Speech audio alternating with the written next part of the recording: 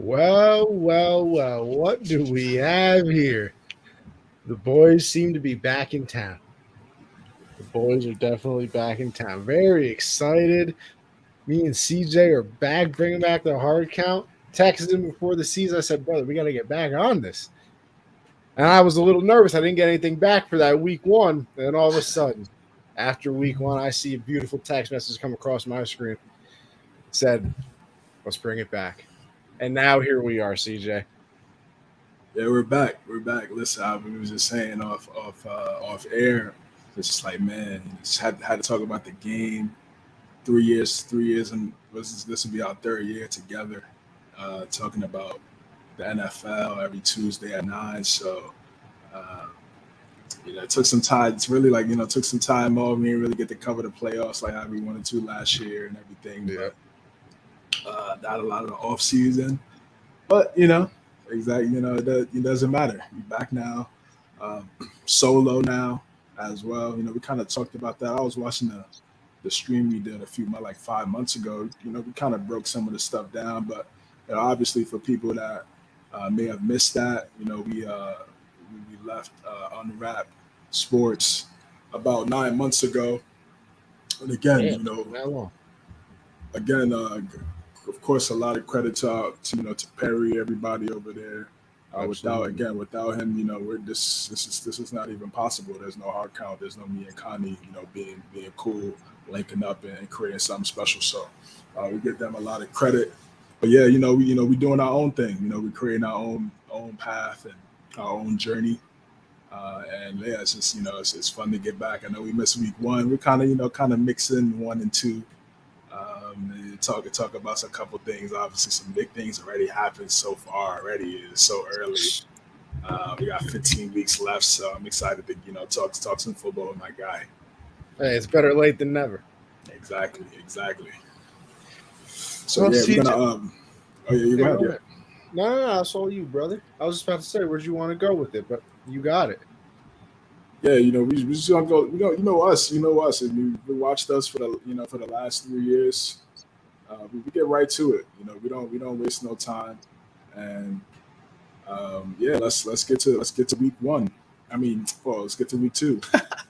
Week two. Well, in week two, we started it off Thursday night. The Vikings took on the Eagles. A nice little 34-28 win for the Eagles, and locked into this game. Not as best. I had a rough week watching football, believe it or not, because still at the Renegades. I was still at the Renegades, and I had they made the playoffs this year. They're in the champion. Actually, they're playing right now in the championship games. But their semifinal game was on Thursday, and then they had a final game one of the championship series on Sunday. So I was trusty old Amazon Prime on Thursday. Got the Sunday ticket through Verizon for the season. I got some thoughts on that, by the way, when we get to Sunday, but that's a different problem for a different day. But for the Eagles, man, listen. I don't know, CJ. I'm going to assume you're going to agree with me here. The score does not tell the story. The Eagles ran the ball all over the Vikings for 4 quarters. They played with them. They did whatever they wanted to do. Vikings, valiant effort. They fought back. And the funny thing is, it's crazy how things turn around, right? 11-0 last year. The Vikings were in one possession games. This year, the Vikings are already 0-2. So losing week one, they already lost more games, and now they've doubled up on it. Like I said, the score doesn't really depict what the game actually was. DeAndre Swift went crazy. Had the little drama on the sideline. It looked like between Jalen Hurts, AJ Brown. It's not Stefanski. What is his name? The coach's name. For the Vikings? The Eagles. No, the Eagles. Sirianni. Yeah. Sirianni. Yeah, there we go. I know it was the Nest. Sirianni kind of came over and said, "Listen, everybody, why don't we all calm down?" And then you saw AJ Brown running off the field, kind of patting his chest, making it seem like it was his fault. And listen, star wide receivers, we've known this from the beginning of time, are always going to want their touches. So, with that being said, maybe some things here and there, but 2-0 is 2-0. And here's the thing, CJ. I don't know if you'll agree with me on this as well, but I don't think the Eagles have played nearly their best football. I mean, week 1 they played us. We're driving down the field. This man doesn't know how to drag a toe inbound, so the Patriots end up losing that game. Week 2, they play the Vikings. Like I said, ran all over them, did well, but I still don't think it's their best football. And listen, for the Vikings, you're 0-2 already. The division is looking, easier than some of us may have thought. I still have we didn't do preseason predictions, obviously, but I got the Lions coming out of that division. They lose in week 2, which we'll get to later on. Bears haven't started off well like some people thought they would improve this year. All the preseason things. If you look it up on Google, Justin Fields was going to win the MVP. Most of the money was going on him, believe it or not. Maybe it's because of the value. I'll give him the benefit of the doubt. And then obviously you got the Vikings. So listen, 0-2 isn't killer. Definitely not good. I think they have 7 turnovers in the first 2 games, which is obviously not winning football, so they got to take care of that. But all in all, Eagles dominated the game. Score wasn't, conducive of what it actually was. And still don't think they're playing their best football, though, which is scary for the rest of the league, I guess. Yeah, solid first 2 weeks for Philadelphia. You hit on all the great points, and also too, they have a new offensive coordinator, a new defensive coordinator. So when that goes into place, they always say the first month of the season, that's when you figure out your identity of the team, right? And in this situation, when you have 2 new play callers on both sides of the football, there's just going to be trial and error. There's going to be things that'll work that you may call. Obviously, there's a script, first 15 plays. They want to go out there and attack and execute. They might not necessarily hit on everything. I think that's why I kind of see A.J. Brown was a little bit upset. He wanted the football a little bit more. But I think that'll come in due time. Of course, he's dynamic. And the new coordinator there, Philadelphia, will obviously put some plays together to get him the football because of the impact that he has. And obviously we saw that last year. With the chemistry between him and Jalen Hurts. But what their calling card is really, even despite having talented guys on the outside like Smith, like Brown, like Goddard, is their run game. And DeAndre Swift coming in there, that was such a great trade, such a great pickup. Looks like it's a great trade for both sides because obviously the Lions got Gibbs in the draft, and he looks like he's going to be pretty solid for them going forward. And Swift, he looked at that number 0 with the visor, looking clean, looks clean out there. His last name is so fitting because just the way he's able to move in between the tackles, break tackles, evade defenders. He's special.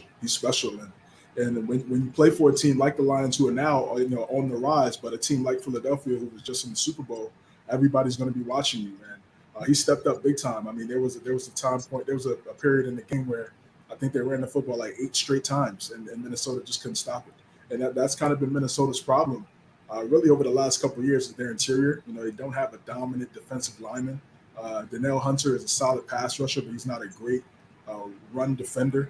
Really, honestly, since like Linval Joseph, it's probably the last time they had like a true nose tackle in the middle, stuffing the run. And created havoc there in those gaps. But so Philadelphia, 2-0. 2-0. It doesn't look pretty. It's not a pretty 2-0, but you're undefeated nonetheless in a division that is looking pretty competitive. Obviously you got the Commanders. They're 2-0. Giants got a comeback win. We'll get into that against Arizona. And the Cowboys, their defense is exceptional. And they put up what 70 points in the first 2 games. So they have to keep getting the dubs however they can. And this is a good start for Minnesota. It's just here we go again. When you see Minnesota in a primetime game and you know who's under center, 9 times out of 10, that's an L, right? Because we know this might be the one time I don't blame Kirk though. What, they have 4 fumbles? They had a couple of fumbles on the kick return. I think Jefferson fumbled out of the end zone. Yes, yeah, that was tough. Now, that was really the game right there because they would have scored. It would have been a tie ball game had he got that done. I don't blame Cousins for this game per se, but it's just no. I know what you mean. I believe he's 11-19 in prime time. Right. So So anytime he steps out there on whether it's Thursday, Sunday night, Monday night, playoff game, it's just you just kind of know what the outcome is going to be without even really watching the game yet. And this Minnesota, they're just in a tough spot, right? Because Kurt's good, right? He's good, and he's going to make plays. He can make big throws. They have a talented wide receiver core. Jordan, Addison is a baller. He's nice. He's gonna be a solid. Mike, what's going on, brother? He's gonna be a solid beneficiary of Justin Jefferson. Top two, top three. Want to put Tyreek in there at number one right now. The way he's balling out, a receiver in football. You had what, over $150 on Thursday. Without the touchdown, it just would have been even crazier if he were. What do you have, 150 in the first half, week 1, 2?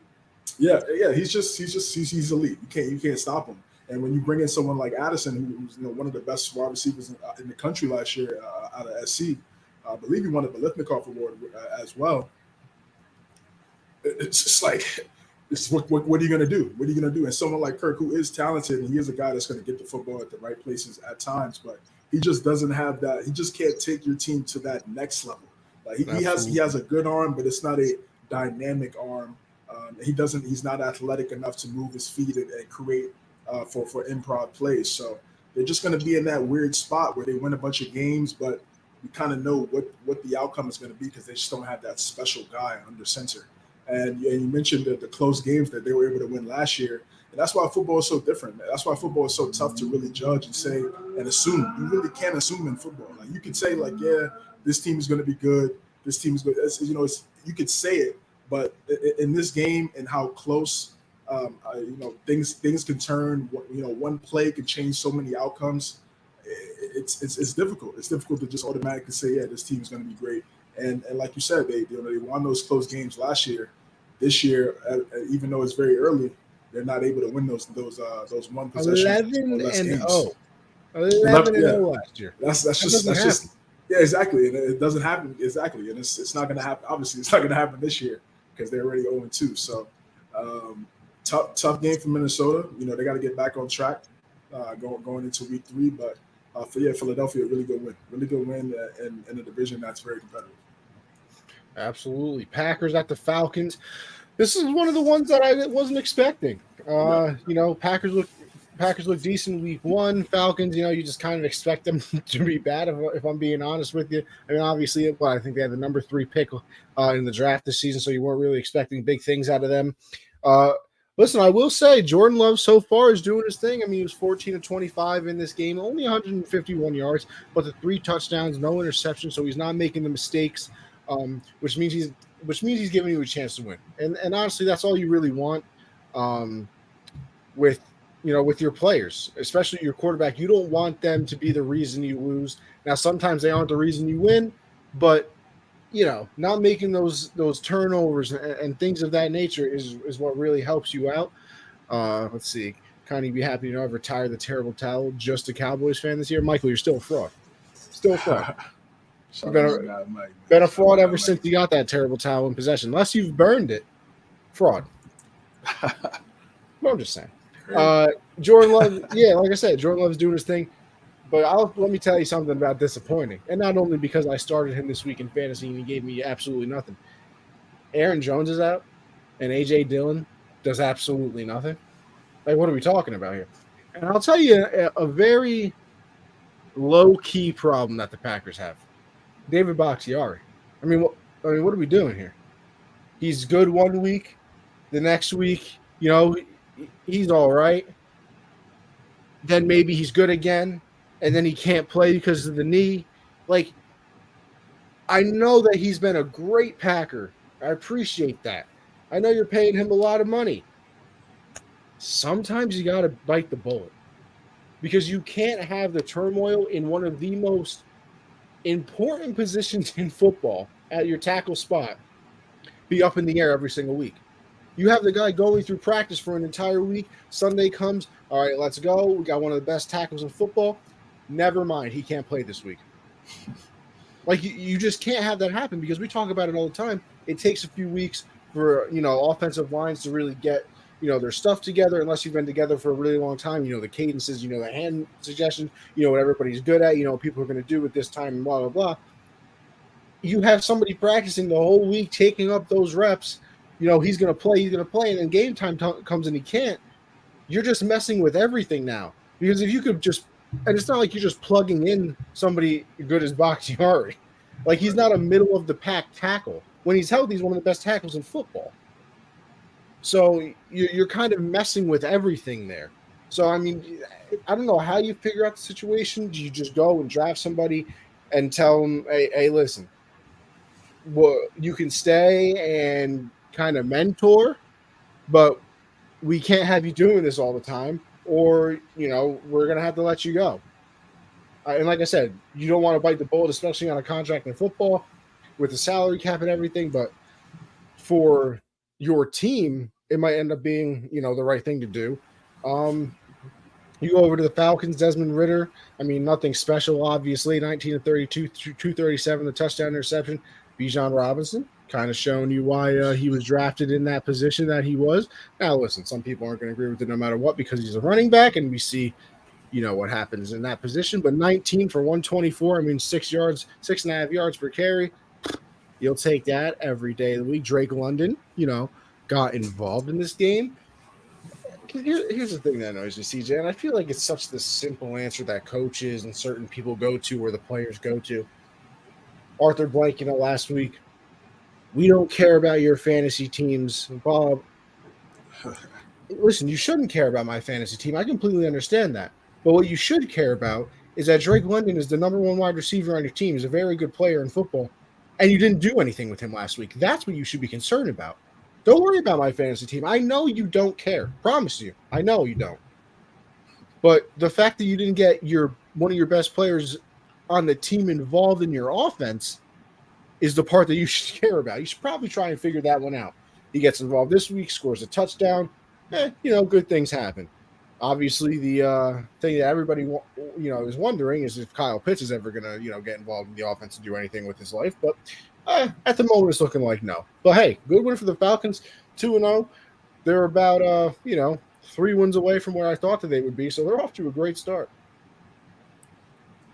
I'll start with the Packers. So yeah, I've been impressed with Jordan Love. Obviously, so many questions, and looks like they're 3 for 3 for Green Bay. You go from Favre to Rodgers to Love. Disgusting. That's just that's such a phenomenal thing for that team. They're a small market team.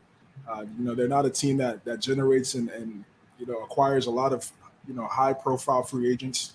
So if you're able to find a quarterback in 3 different generations, and honestly, the way they're doing it is the right way. You look at a lot of these young quarterbacks. They get drafted, they get thrown into the fire. Figure it out. Just go ahead, figure it out. You get drafted top 5, just fail, right? And honestly, sometimes that's a good thing, right? You fail to succeed. This is obviously a common thing in life, but for Green Bay, they kind of see it a year or 2 before. They feel like, our quarterback's 30, 35, 36. Let's go get a young guy, a project who may not be ready right now, but in 2 to 3 years, if he's sitting behind a great quarterback and he's really focused and locked in, and the team is primarily run-based, so that's obviously a great formula for a young quarterback. This is what they've done, and they know they have a formula, and it's worked for them in 3 straight generations. I have to give, they don't even have an owner too. That's just another thing. Yeah. I have to give that organization a lot of credit on how they've handled building and molding and developing quarterbacks in 3 different eras of football. It's something definitely that should be studied for sure. And Brown should figure it out. Yeah, they definitely need to figure something out over there. But they lost this one. They had a lead. They didn't score in the fourth quarter. 13-0 for Atlanta in that fourth quarter, and that was really the difference there. It really looked like the Packers were going to pull away and get the win, especially after the third quarter, but they just weren't able to score. They made it close. They tried to come back, and they converted on the 4th down play, but unfortunately, on another play, the receiver wasn't able to catch the football. And the Falcons, they fight. they fight. And this is the thing I like about Atlanta. Like, I don't know what Desmond Ridder is, and I don't want to say he's going to be this or that right now because he's now finally really getting an opportunity to be a starting quarterback. But if he's like, if he's not good and they lose some games, I mean, I think Shador will stay one more year at Colorado, right? I think he'll stay 1 year with his pops and Travis Hunter. So that's the 2025 draft. And I know Caleb's father said, listen, like we're not just gonna jump ship, right, and go into the draft, blindly and just go to a trash team right away. We want to make sure we're making the right decision. And that's a smart thing. That's obviously you want your son to be put, even though you're going to go to a bad team, but you want to make sure that organization and you are on the same page. You think they'll really do that? What you mean in terms of for Caleb? Yeah, stay one more year at SC. I mean, why not? I mean, obviously, SC is a better situation than the worst team in football. Listen, don't get me wrong. I know that they can get paid with the what's it called? NIL. Yep. NIL deals now. You're not getting $36 guaranteed $1 million. Now, yeah, obviously you're making more in the league, but also it's about situation. And I think a lot of times we don't really see that in the NFL. We see it a lot in the NBA, right? When guys hit free agency and they pick and choose where they want to go. Eli did it. Eli was supposed to go to the Chargers, and he was I'm good, and I'm going to the Giants, and he's going to get in the Hall of Fame. But so that's the thing, Phillip Rivers is not. But that's the thing. He still declared and got drafted, and then basically said, "Listen, you can draft me. That's fine." I got people. I hear people saying like, "Oh, he won't even declare for the draft." I think that's a mistake. I mean, listen, declare for the draft, get drafted. Say you get drafted by, and then say declare for the draft, and immediately say, "Listen, that team, not doing it." Like, say it's the Cardinals. I mean, they've seemed like they ruin everybody recently. Say it's the Cardinals had the number 1 pick. Declare for the draft. Hey, you guys want to pick me? Have fun. Won't be there, brother. Not signing the contract. Then you can threaten to go back to college if they really can't come to an agreement. But to not declare, if you declare, you can't go back to college. Oh, you can't go back. No, you can't go back. Once you declare, that's it. So it's that situation where they kind of. I mean, obviously they'll know and get a feel before they officially do things. So that's why his father came out and said, "Listen, we're not just going to just automatically say, yeah, we're coming out," because by the end of the because by the end of the college season, you know who has the number 1 pick, correct? Yeah, for sure, absolutely. Yeah, that'll be early January. You'll definitely know by then, and SC. Staying 1 more year, SC is a better situation than going to the worst team in the NFL because you start from the ground up. It's always that fear of football, man. You get that one big injury. Sure, for sure. Now, for sure. You want insurance, no doubt. But what I really wanted to say was Atlanta, they have a team where they could be like a quarterback away and maybe a head coach away because, again, like you just said, they're not able to use their 2 best players other than Bijan Robinson.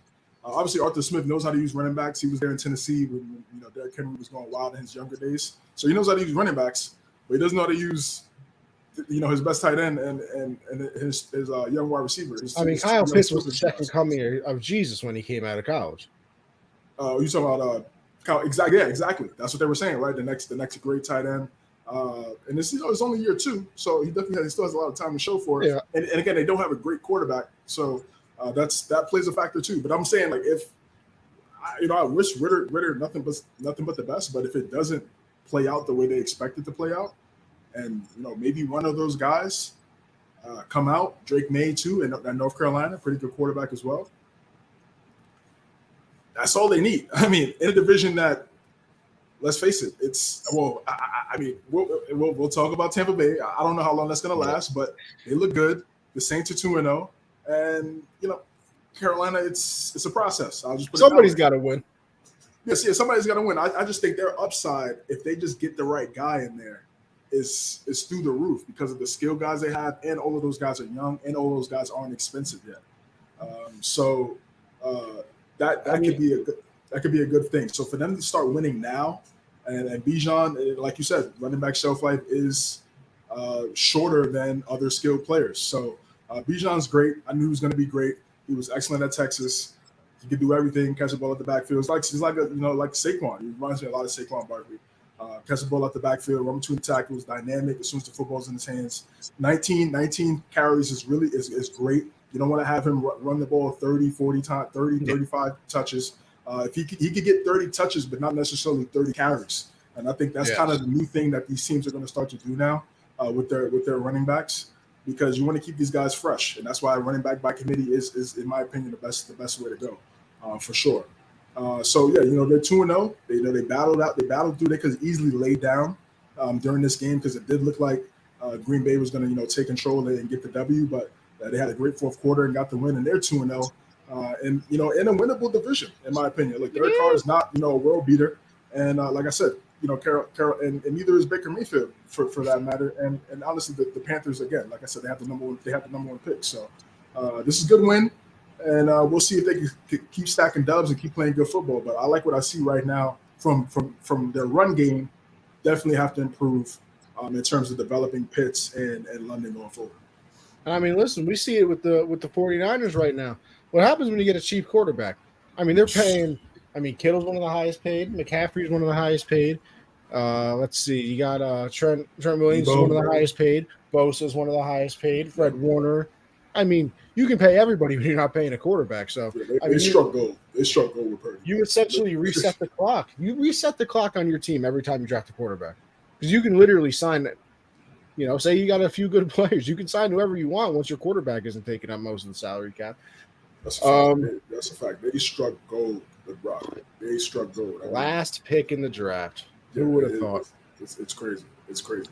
All right, we got the Raiders, the Las Vegas Raiders, and the Buffalo Bills. Buffalo Bills get a bounce back win after overtime loss on Monday Night Football last week, from a kick return. This was a much needed win for Buffalo. It was close early. Looking at the score, you wouldn't think so. It was like 14-10 at one point, and I was like, okay, like this is weird. What is Buffalo doing? But Josh Allen, pretty much, when he doesn't turn the football over, he's great. And in this game, he didn't have any turnovers. So that's why they were to put up 38 points. I like what I saw from James Cook. I think they need to run the football a lot more to take away, take away some of the error passes that Josh Allen does throw at times, and some of the turnovers and the mistakes. If you run the football, have a much cleaner, complementary offense, this team can be really dynamic. You got Dalton Kincaid at tight end, Dawson Knox as well, Gabe Davis, we know Stephon Diggs on the outside. This team should be one of the best teams in the AFC, and this week that just passed, they played like it. Yeah, I mean, listen, when you go 31-37 through the air with Josh Allen, 3 touchdowns, no interceptions, these are the kind of performances that are going to happen. And like you said, I've been on them trying to run the ball for years. I mean, I remember, begging them to draft Najee. And I mean, listen, it doesn't look like Najee's having the greatest career of all time. And it could also be something to do with the offensive line he's running behind in Pittsburgh and that offense. Shout out Canada. Right. I mean, they're over there chanting after a W on Monday Night Football, "Fire Canada." I mean, just unbelievable stuff you're seeing over there in Pittsburgh. But I mean, 17 for 123. Obviously, you're going to take that every week. The Bills should. I mean, listen. I don't know how you work it with the salary cap and everything. Jonathan Taylor. I mean, but obviously, listen. If James Cook is going to keep doing that, you don't need to, go make a trade and do anything big. But I've been saying they got to run the ball for a while now, because you take a little pressure off of Josh Allen. Because the thing that I think in his head he does is, I got to make big plays all the time or else we're not going to win. And a good run game can certainly calm that down, because maybe he makes that one errant throw, right, where maybe it doesn't get intercepted, but it's still like, why'd you do that? Instead of going straight back to a pass, you can be like, all right, Josh, take a breath for a play, hand the ball off to, a running back, whatever who it is at that time. And, let's actually gain some yards here. And then, listen, you can do whatever you want on 3rd and 4, 3rd and 5. So I've been wanting them, trying to run the ball for a while now. It's good to see them actually do it. And it's good to see him not being the one to do it. You know what I mean? We wanted them to run the ball more. And when they end up doing that, it's Josh Allen has, 13 rushes and 80 yards. And, well, I mean, listen, let's be honest. You also don't want that, because putting your expensive and very good franchise quarterback in harm's way when running the ball is not exactly what you want. Raiders only put up 10 points. Not much to talk about there. Jimmy G is what Jimmy G always is, mid at best. I mean, obviously, this game 16 for 24, 185, 2 interceptions. Devontae Adams in concussion protocol right now. Obviously, they'll need him back if they have a chance to ever do anything. And yeah, I mean, just I don't expect much from the Raiders anyway. So yeah, I don't expect much from the Raiders. Matt Milano had a phenomenal interception in this game. Pretty much he like Moss, Josh Jacobs. That was a crazy. 9 carries for -2 yards. Yeah, I mean, Josh McDaniels is obviously, Tom Brady and Bill Belichick mate. I mean, that's so obvious. And, it's just what it is. It's just what it is. Well, some people are just better as coordinators. I mean, he's just better with Brady and Bill Belichick. Like he wasn't a great coordinator even at Denver. He was terrible then. And here we go again. In Vegas, it's the same old thing. Once they got Garoppolo, I already knew what time it was. I mean, he's not a world beater. He's a guy where everything has to be perfect around him for him to win and have success. And just everything's not perfect right now in Vegas. So kind of already saw how that was going to play out for Vegas, and that's just what it is for the Raiders, man. What's going on? That was good. Yes, sir. Glad to be back. Glad to be back. Glad to see I you missed back, these comments. Yes, sir. He hit me up too. He was like, when I told him that he was coming back, he said he was going to be locked in the stream. So good to see you back, my brother. Yes, sir. Yes, sir. But yeah, the Raiders is just. And I feel bad for the fans. More they deserve so much better. Yeah, they got them ripped away from Oakland. Now they got to deal with this. Like it's a great fan base, but it's just again like McDaniels. You could be a great just because you're a great coordinator doesn't mean you're a leader of men. And to be a head coach, you have to be a leader of men. More than anything, like you could call great plays and you could scheme up things on the playbook and have great things on X's and O's. But if those guys don't believe in you, right? Like we're seeing in Colorado right now. Like if those guys don't believe in you, it's over. Like, it's clipped. They made it personal. Exactly. If they don't buy in every single Sunday, then you just might as well just call it. And I think that's what we see every single time McDaniels get the helm at head coach. It's unfortunate, but it is what it is. All right, we got an AFC North showdown. Two excellent young quarterbacks, Lamar Jackson versus Joe Burrow. The Ravens traveling to Cincinnati. We know these divisional games are going to be tough. Man, this was a really good game. I was tuned into this game. This was on a 1:00 slate.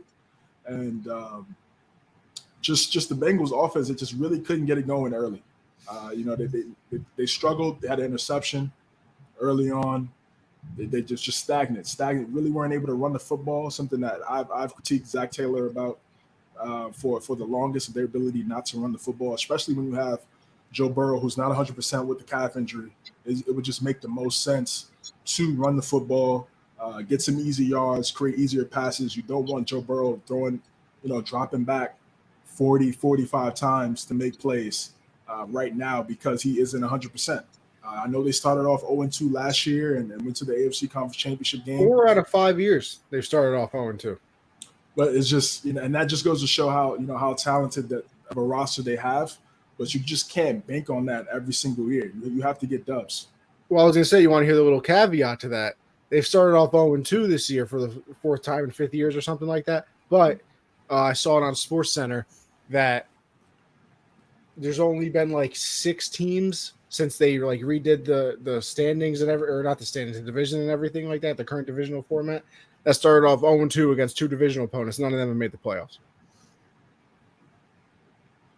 So that's a big stat. That's a big stat, and that division is very competitive.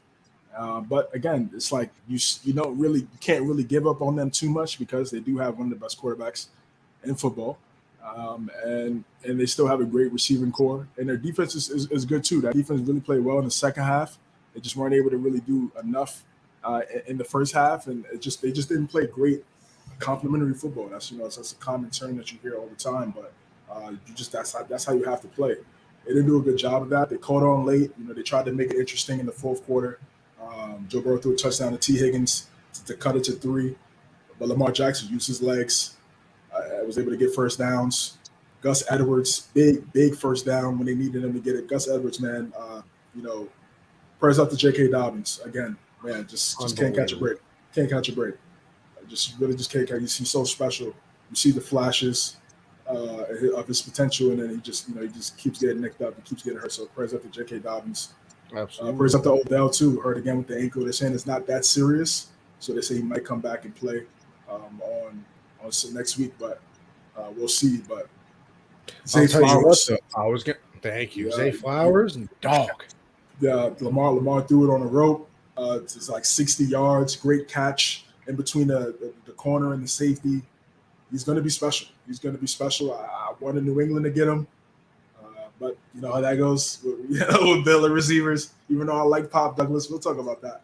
But I wanted New England, and I like Gonzalez. It was either between Gonzalez and Zay, but I'm cool. I'm cool with obviously getting Gonzo, but yeah, it was perfect for the Ravens. This is what they needed. They needed a young guy. They thought they had that with Hollywood Brown. Didn't work out. His career is kind of up in the air right now, especially with Kyler not being there, and in Arizona. But he's just good. He's good. He's great in short, intermediate, and obviously on the deep routes. I think him and Lamar are going to develop great chemistry going forward. Another young guy, cheap guy right now. You paid Lamar a lot of money, so the younger guys that are able to contribute right away is perfect in terms of team building. Mark Andrews there. He's again perfect for someone like Lamar. And the thing I like about the Ravens is they battled with so many injuries over the last 4 or 5 years. Never seen anything like it. And they just always find a way to win. They always find a way to win. You just got to give a lot of credit to John Harbaugh, man. He's done such a great job with this football team since he took over in 2008 after Brian Billick. And he's just great. He's one of the best coaches in football. To me, he's one of the most underrated coaches in football. I feel like he doesn't get talked about enough, and he's just done a phenomenal job. They're 2-0. They started off well last year. They obviously have to stay healthy. Their number one guy, number 8, has to stay healthy. More importantly, and this is a good win. This is a good win for Baltimore, and I think Cincinnati will bounce back, but it's not going to be easy. Yeah, I mean, listen, the scary thing about Cincinnati bouncing back is you got faith in it, but you don't have faith in it unless Joe Burrow's playing well. Yes. I mean, he hasn't played exactly well through the first, couple of games. And then the scary part is, the post-game press conference, he tweaked the calf again. We're going to have to see about next week. I mean, you start getting into those scenarios where it's I don't know, we're going to have to see. How healthy he's going to be or this or that. You start getting a little nervous about things like that because you're already 0-2. It's not like, you started off the season 2-0. Maybe he tweaks his calf in the second game of the year. He's out for 1 week. You lose one, you're 2-1. Okay. I mean, listen, you don't want to lose games as it is, but you can survive with that. You start off 0-3 because you're missing Joe Burrow and he can't play. And the first 2 games are against divisional opponents. You're getting into some scary territory when you start talking about things like that. And what I want to figure out is Jamar Chase okay? I'm a little confused as to what we're doing now. I mean, 5 catches for 31 yards. He didn't do anything in week 1 either. I'm just trying to figure out, make sure everything's all right with my pal over there in Jamar Chase because, it's probably a top 3, top 5 wide receiver in the league, obviously. And they just can't do anything with it. And as you said, listen, the Ravens 2-0 to start off. I mean, they got injuries all over the place already. But listen, as long as you have Lamar, you have a chance in the game because he can do some special things, obviously running the ball. I think, like you said, Zay Flowers is going to be an absolute menace on the football field. You hope that Odell can get back because it just gives him another weapon to throw the ball to. You got to make sure Mark Andrews stays healthy. Obviously, he missed the first game of the season, but he's come back and done his thing in week 2, scoring the touchdown. So you just got to hope that they can stay healthy. I mean, I've never seen anything like it. Them and the 49ers, it seems like every year, are just destined to get some devastating injury at one point or have a very important player. I mean, for the last couple of years, it's been Lamar. He's been injured. Obviously, the 49ers literally didn't have a quarterback in the NFC Championship game. So certain teams just feel like they have those injury bugs, and obviously hope the Ravens, stay away from it this year. So you just have a fun and happy year. But we go on from there because Yes. listen, if you ever want to bet the easiest over in your life, if the Seahawks and Lions ever play, just take the over every single time, because until Vegas starts making it about 65, it doesn't even matter. Seahawks get a 37-31 win in overtime. Very fun, very back and forth game, obviously. Yeah, I mean, this is where I'm going to start complaining, CJ. I don't know why, because like I said, I got the Sunday ticket through Verizon this year and everything. Okay. Listen, I'm at, I might have been at the Renegades still trying to watch some football on Sunday. It's very possible. And I go on good old YouTube looking for the multi-view on my phone. There's no multi-view. I mean, what are we talking about? DirecTV had multi-view 4 games on my phone years ago.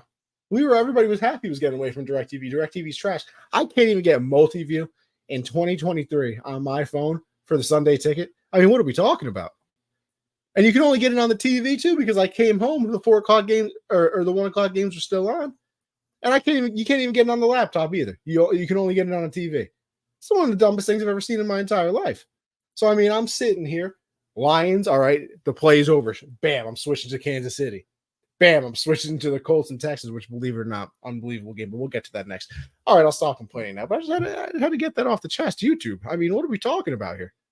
Listen, I didn't have to pay for it this year because of Verizon, but for what you're charging, I can't even get multi-view on my phone. First world problems.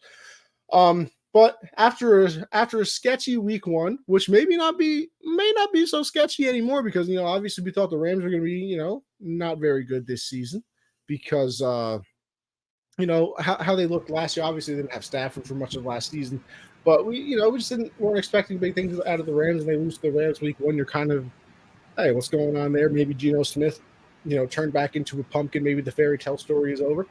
Hey, they come back week 2. 32 of 41 for Geno, 328, 2 touchdowns. You got DK leading the way with 75 yards. Tyler Lockett with a big game of, has 2 touchdowns, 10 targets too. So obviously the offense is humming, and you go over to the Lions side. Listen, Goff might have just found his way with Detroit. I mean, 28 of 35, 323, 3 touchdowns. Did have the interception. Amon-Ra, St. Brown. Listen. CJ, you can back me up here. Who's been on St. Brown for a minute? Yeah, for a while. I mean, the guy's just an absolute dog. Prayers out to him, though, looking like he got a little turf toe that he's gonna have to play through with they put a metal plate in the cleat or something of that nature. Honestly, I'm a secret Detroit endorser because they like to hit. I mean, I think we're all kind of secretly Detroit fans in a way. They've gone through so much. You kind of just want at least. I mean, Barry Sanders retired early, which, by the way, CJ, did you see that he's coming out with a documentary going to reveal why he retired early? Bye, Barry. Yes, that's going to be good. Said he's going to talk about why he retired early. I mean, Calvin retired early. Matt Stafford leaves. He goes and wins a Super Bowl. Can't catch a break over here. But just a very fun back and forth game. Both of the offenses looked good. You got big expectations sort of out of the Lions this year. A lot of people picking them to win the division. I certainly am. With Aaron Rodgers being gone. Bad news out of them. CJ DJ looks like he's going to be out for the season. Tore a pec over on the defensive side of the ball. He was obviously going to be a big part of that defense. So, you hope that he gets better. Yeah, just a very fun game. And then obviously, the tying field goal makes them go into overtime. Seahawks kind of march down the field. That pass to Tyler Lockett. He dives in for the win. But overall, very fun and entertaining game. Like I said, the easiest over in NFL. If they play each other again next year, just bet it and go to sleep. Yeah, this was a very interesting game. Obviously, the Lions win against Green Bay last year was the win that put the Seahawks in the playoffs last year. So, the team got some history. They got some history, and to a casual, they may see Seahawks Lions and they're like, these teams suck. But yeah, there's some talented players on each team, and Goff's played well. I'm still not completely sold Even though he's putting up some really good numbers and he's playing well, but I just still feel like they need that one. They still need that special guy. On the center because. But I think they could afford to have this right now because the NFC isn't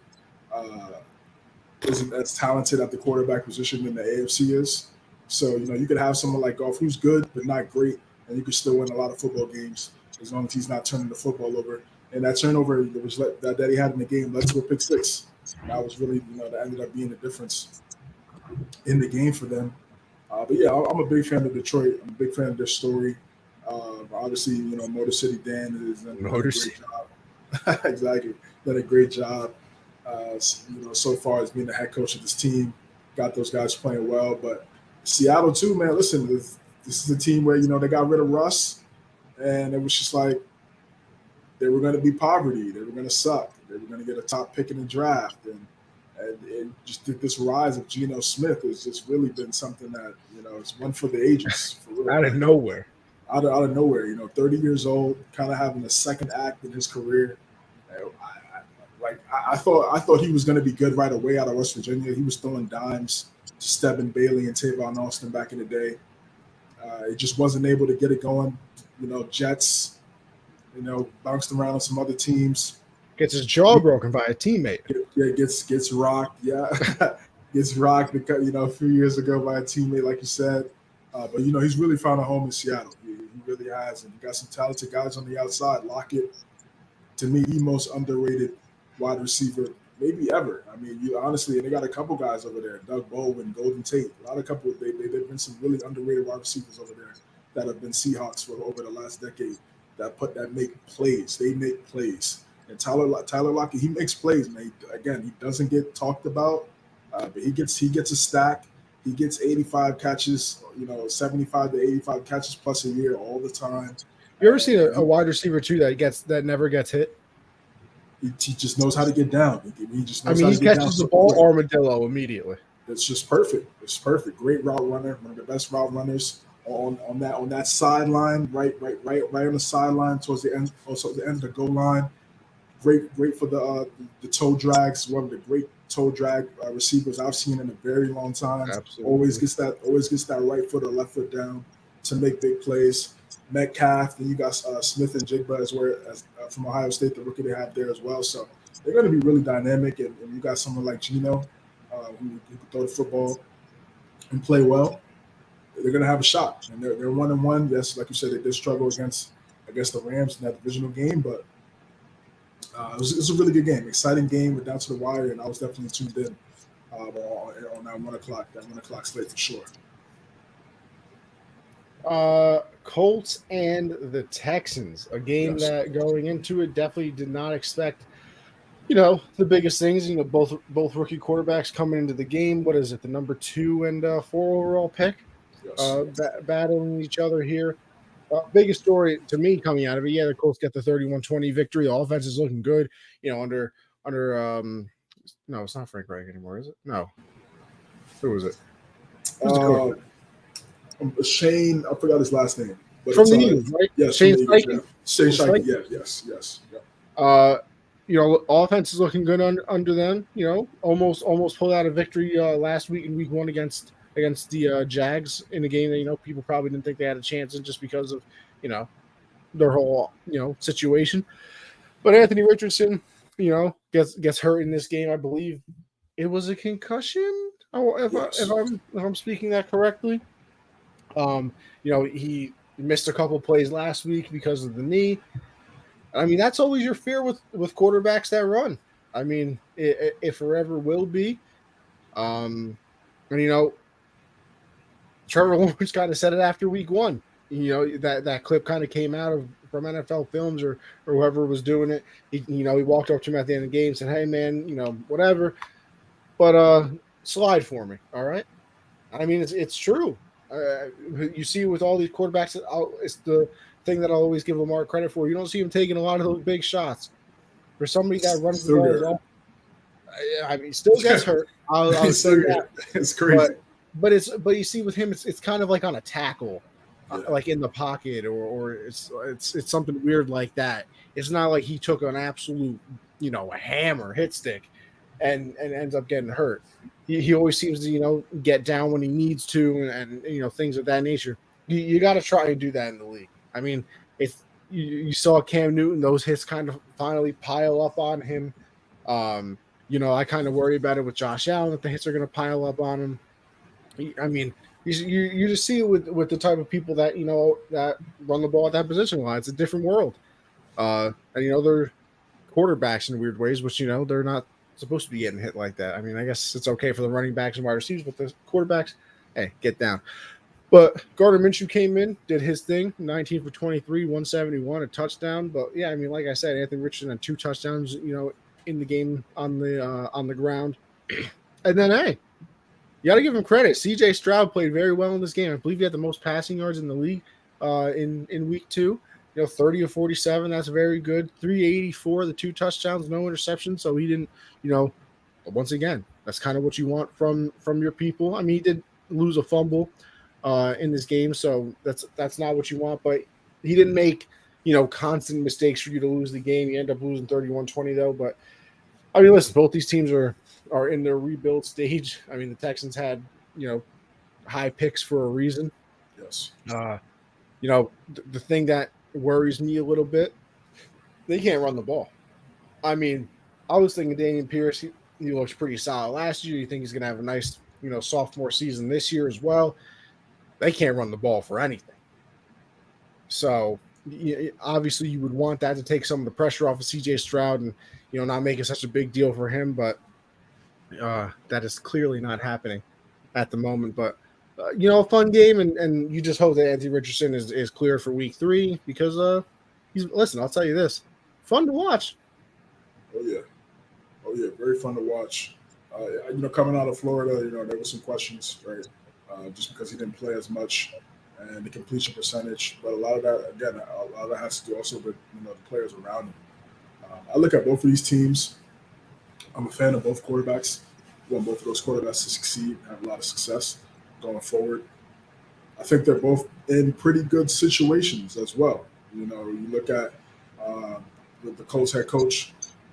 Who did he just coach? Jalen Hurts, right? So, to have someone like that who was calling plays for Jalen Hurts and who coached, for his best year of his career up until this point, and now you have a young quarterback who is a dual threat guy.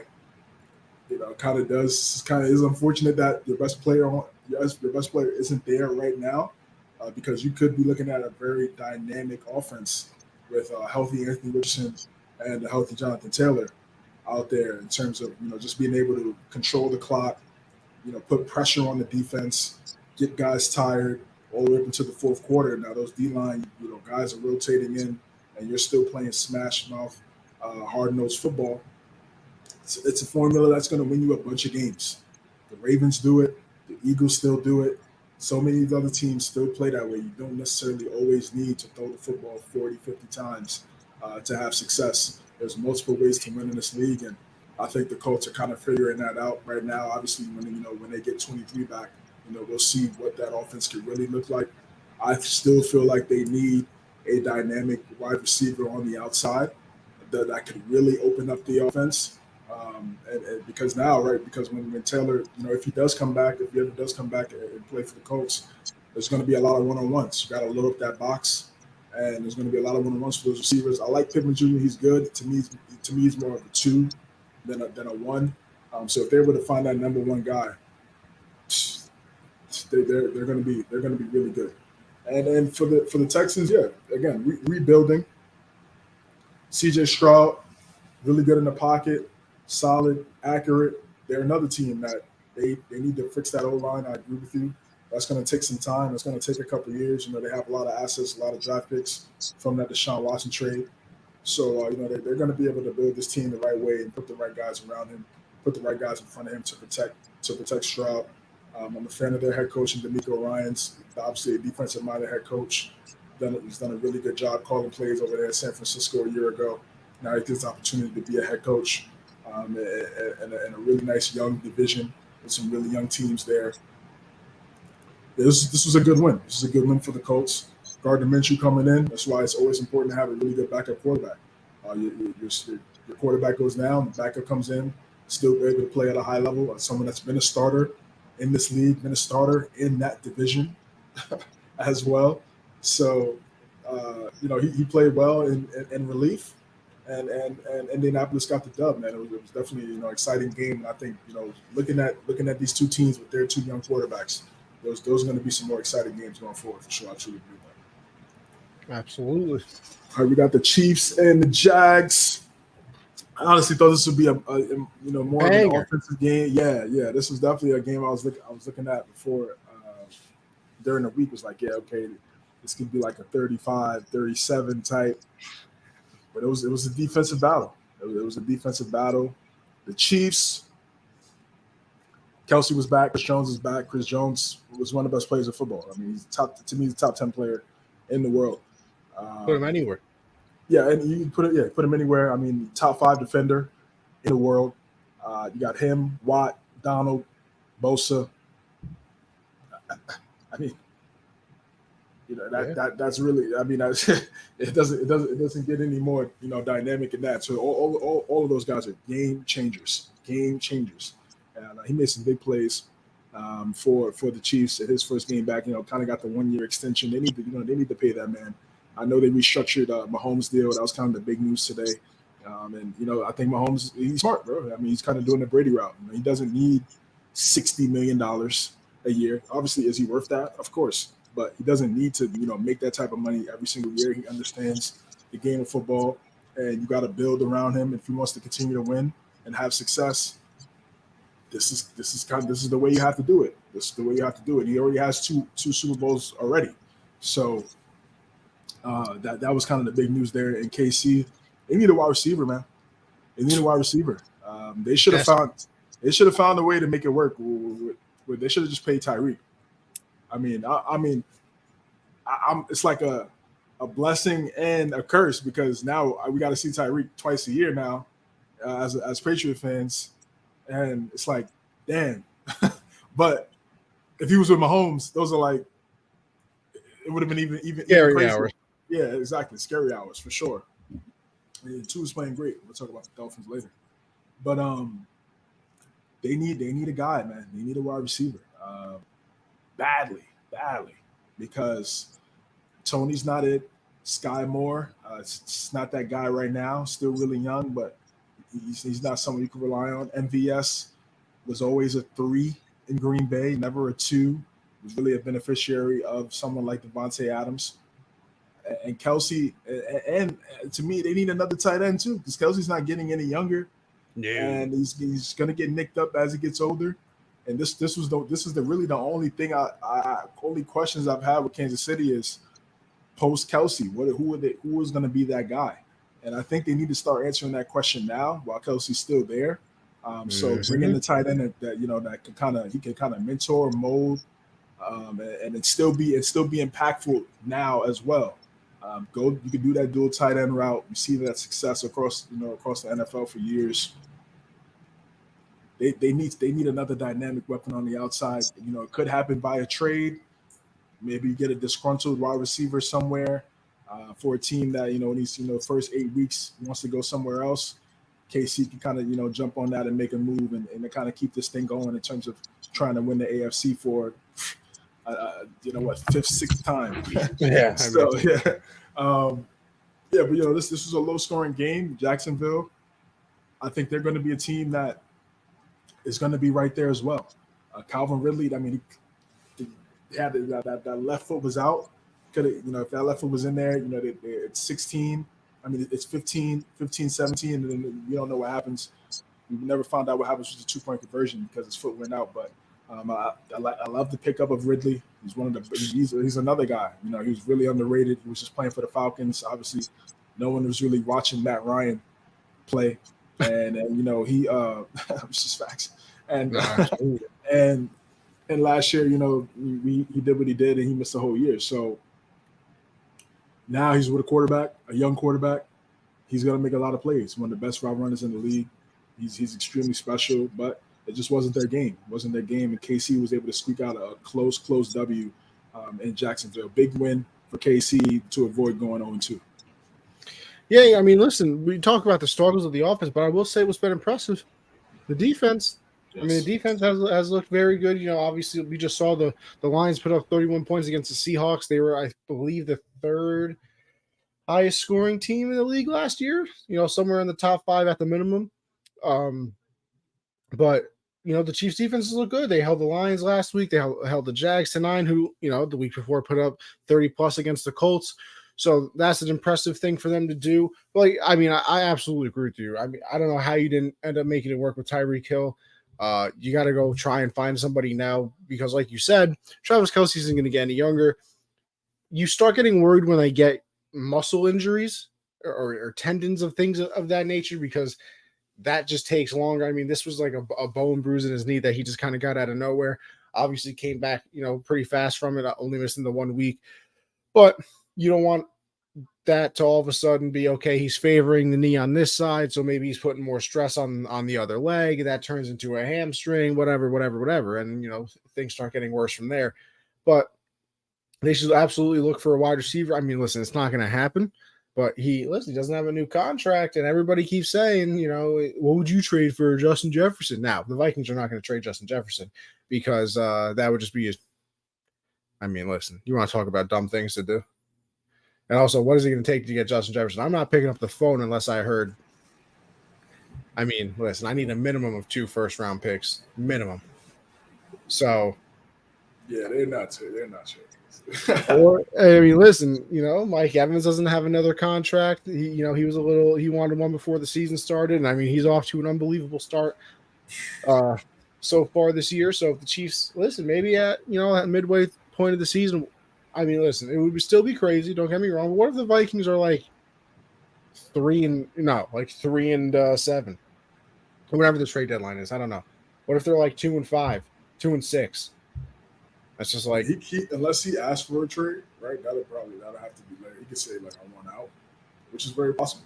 I was gonna say, I mean, listen, you got Tyreek did it from there. You know, we got Jonathan Taylor requested one. I mean, he basically got told to go scratch, but you know, hey. But yeah, definitely a game that I was expecting more out of. But hey, fun to watch, and maybe we got to give some credit here too, CJ. Eric Bieniemy. I think the Commanders, believe it or not, have the highest scoring offense in the league right now. They hadn't scored 35 points since like 2018, and the Chiefs are averaging 18 points a game through the first 2 weeks. Now it's 2 weeks, so I mean we're not going to get crazy here, but maybe Eric Bieniemy deserves some more credit than everybody was ever giving him. Yeah, sure, for sure. I mean, I think, and that's why he bet on himself and then decided to go to DC and take on that opportunity of being the offensive coordinator for a team that, like you said, that doesn't really have a dynamic offense. But so far, these first 2 weeks of the season, with him being under the helm and being a play caller, they've had that success in calling plays. So yeah, for sure. I mean, good for him. Good for him for sure. And I think for KC, like they have to figure that out. They have to figure out that outside threat because even though Juju didn't score a lot of touchdowns last year, he still had over 900 yards receiving. Yeah. So that's a big loss. You lose over 900 yards at that position. Bears and the Buccaneers. Wow, I didn't see I really didn't see the Buccaneers going 2-0. I picked the Vikings in week 1, and I picked the Bears in week 2 as well. I just thought they'd bounce back after that loss to Green Bay, but man, they found something. They found something. I know their defense is always going to be good in Tampa Bay. Todd Bowles is still the head coach, and he's a defensive-minded guy. They still got Devin White. They still got Levante David. They still got some of those Antoine Winfield Jr. They still got some of those guys that won a Super Bowl. Yeah, Vita Vea. They got a lot of those players still there. Man, Devin White's running all over the field. Yeah, he's a monster. He's such a beast. He's such a beast. And Baker Mayfield, he's looking good. He's looking good right now. He's looking good. I mean, he has some talented guys on the outside. I mean, Chris Godwin and Mike Evans, one of the best wide receiver duos in the NFL. I mean, they don't get talked about a lot because they're not really like diva type wide receivers. They're not super flashy. they're not doing a gritty after a touchdown. They're just handing the football back to the They ref. just perform. Exactly. They just do their job and they just step up at the highest level. I mean, there was a season where both of those guys had 1,300 plus in a season, and that was with Jameis Winston throwing them the football. So they've been able to make it work with anybody under center, and right now that anybody is Baker Mayfield, and he's looked good. You talked about it a little bit earlier. Mike Evans, man, it's just like why is he not compensated? He's 8 straight seasons, isn't it? I just don't understand it. I mean, he's like top 5 player in your entire franchise history. Right? Oh, I mean, you got Sapp, Lynch, Brooks,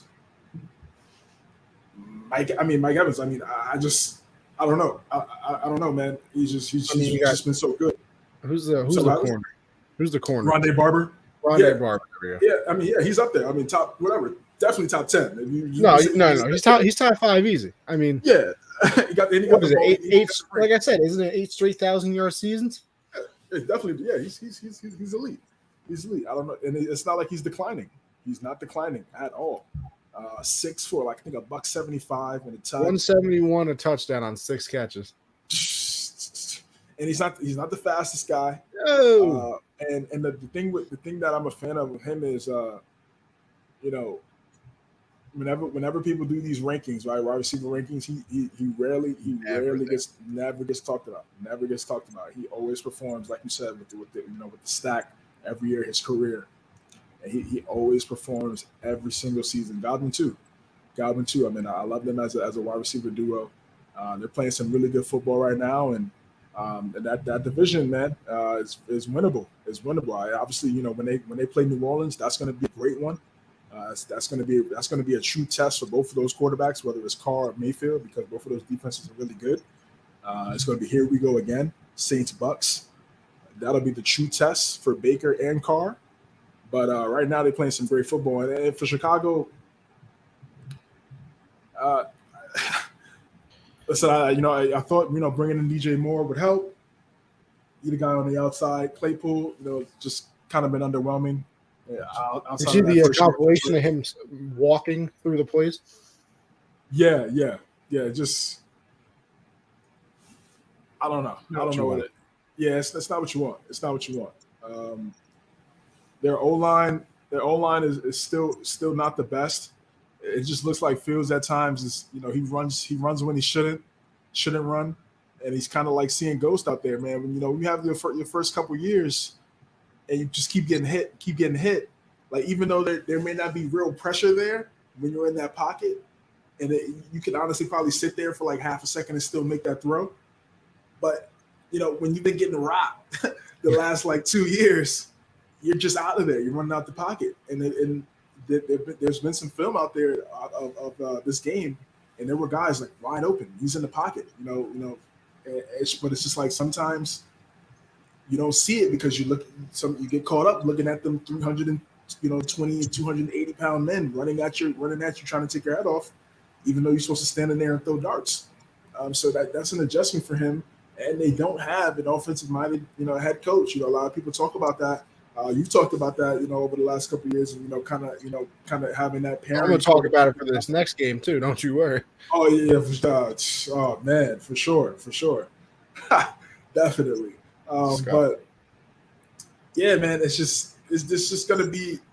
I still believe in Fields. I just think he's going to have to improve. Man. He's going to have to learn how to take the singles. And we said that about Hurts a couple years ago. He was good with throwing the deep ball. They put some really good receivers around him. Their O-line isn't as good as Philadelphia has one of the best offensive lines in the world. Like probably the best. Yeah. Lane Johnson hasn't given up a sack since I was in high school. Exactly. So that's what they need, man. They need a dynamic O-line. They need to improve that O-line and start running the football and playing Chicago. Like when they had Matt Forte, he was running the rock, and those guys. That's when they were really, really making things happen. But I have nightmares of pulling 85 overall Matt Forte in Madden 16. used to get those elite cards. Used to get so excited. Matt Forte, 85 Forte, overall. Matt Forte was solid, bro. Catch the football, do a little bit of everything. He was good. He was really good. And his career died on the Jets like everybody else. Yeah, it was rough. It was rough. Here's my thing, and I mean, it's gonna be contradictory to what I said earlier, but then again, maybe not so much because he could also slide and stuff as well. Listen, what did he do so well last year that we were all amazed about? Same thing that Lamar can do. He can run the football very well. I mean, obviously he doesn't have the speed of it, but I mean, we saw some of the plays he was making last year. He's doing spin moves, making people miss, going for 75-yard touchdown runs and everything of that nature. You know how many designed quarterback runs he had in week 1, CJ? Let's say 0. Yeah, that'd be correct. You know how many he had in week 2? Say 1. 4. They gave him 4. Wow. I mean, listen, like I said before, I don't want my quarterback having, 20 carries like he's the running back. But when Justin Fields can run the ball the way that he can and be as elusive and good in the open field as he is, listen, you got to at least give it something, especially when you don't have the good offensive line. He's going to have to run the ball anyway because he's just trying to escape the pocket at the time he's playing. So you might as well at least do a quarterback run, keep the defensive line maybe out of the pocket because, listen, you do those design QB powers, the linemen come rushing up, and then all of a sudden he's running past him. So then maybe the next time you call a pass play, okay, maybe they're going to sit back for a second and then rush. It gives you more time to get the pass out, things of that nature. But listen, I said it before. I don't want my quarterback running 20 times. I don't want them getting dinged up running the ball. But listen, you tell them to slide and get down. And you want to know what I really think it is, CJ? Truly. Because what did we see them do last year? He ran it all the time last year, right? Design quarterback. He was running for his life a lot of those times, though. That's yeah. And also, though, I think he would be doing the same thing now if he didn't get hurt. I think him getting hurt towards the end of the year absolutely mortified them, and that they just don't want it to happen again.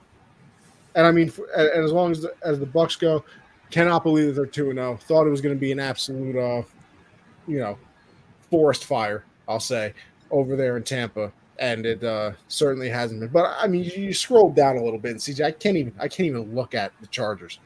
Can't even look at them. I have been on this for 3 years now. How is Brandon Staley a head coach in the NFL? I refuse to believe it. Now listen, we always give wins to the quarterback, and there's that meme, kind of floating around right now that Justin Herbert has 3 Super Bowls in hypothetical situations. I understand that because we always say in this situation, Justin Fields or not Justin Fields, Justin Herbert would do this. If he had this, he would do this. I don't want to give him anything besides a new head coach. He has Keenan Allen. They've been on. I mean, unbelievable they looked in that game.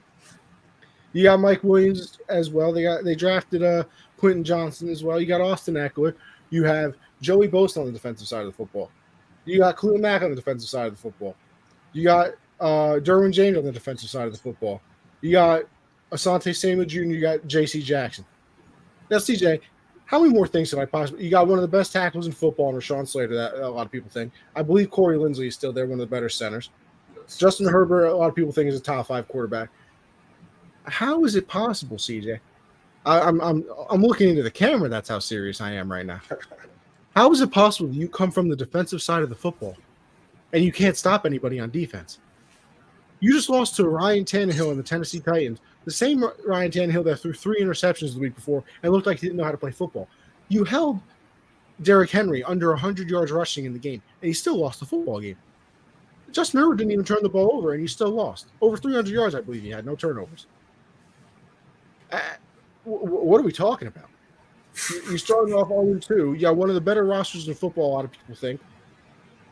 I mean, you've been picked to either compete for the division or win the division at least 2 times in the last 2 years. I'm the fact that this man was allowed back on the plane and not stranded on the tarmac after blowing a 27-point lead to the Jags, mind-boggling. Can't figure it out. Somebody's got to explain it to me. I can't do it. Listen, I want Justin Herbert to have a good career, but I pray that they go 0-5 and Justin Herbert throws for like 400 yards and 5 touchdowns every game, so he still looks good because I like him. I hope they go 0-5 to start the year so Brandon Staley gets fired. I've never seen – it's unbelievable to me. I really thought after they blew that lead to the Jaguars last year, I thought that was it. And then when they said they was going to bring him back, I was shocked. I really was, because it's like, how could you come back? How can a team believe in you after a game like that? You know what I mean? It's just, I just, it was fascinating to me and honestly the Chargers organization, they haven't really been the best. I should say front office wise, ownership. They don't have the best ownership. They've really lucked into having some really special players throughout the time, but they're not the most elite ownership that we've seen for sure.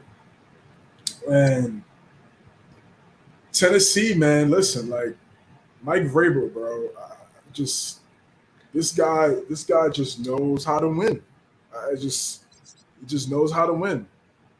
He knows whether it's Tannehill still on the center. He just knows how to get his guys going every Sunday, and he's one of the best. He's one of the best head coaches in the world.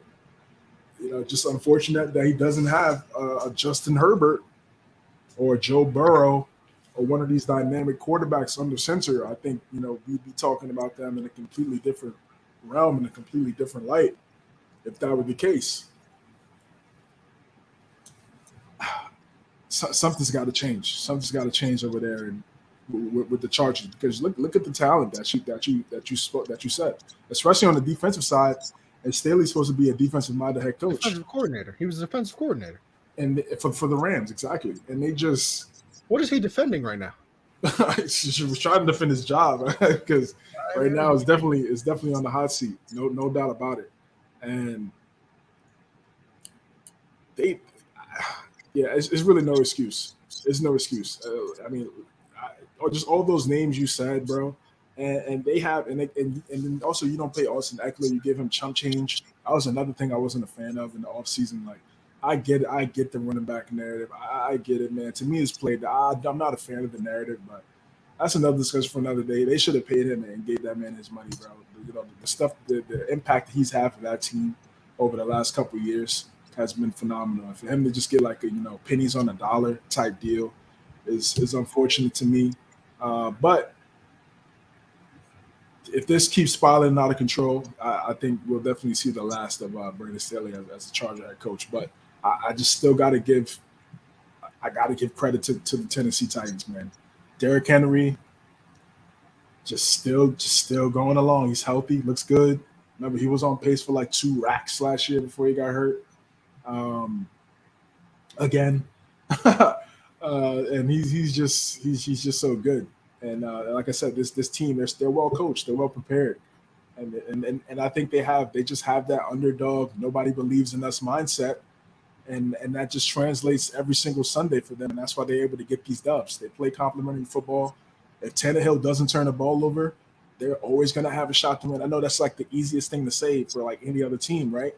But just the way they play in terms of their defense is always going to be there. We know what they really want to do, which is give it to 22.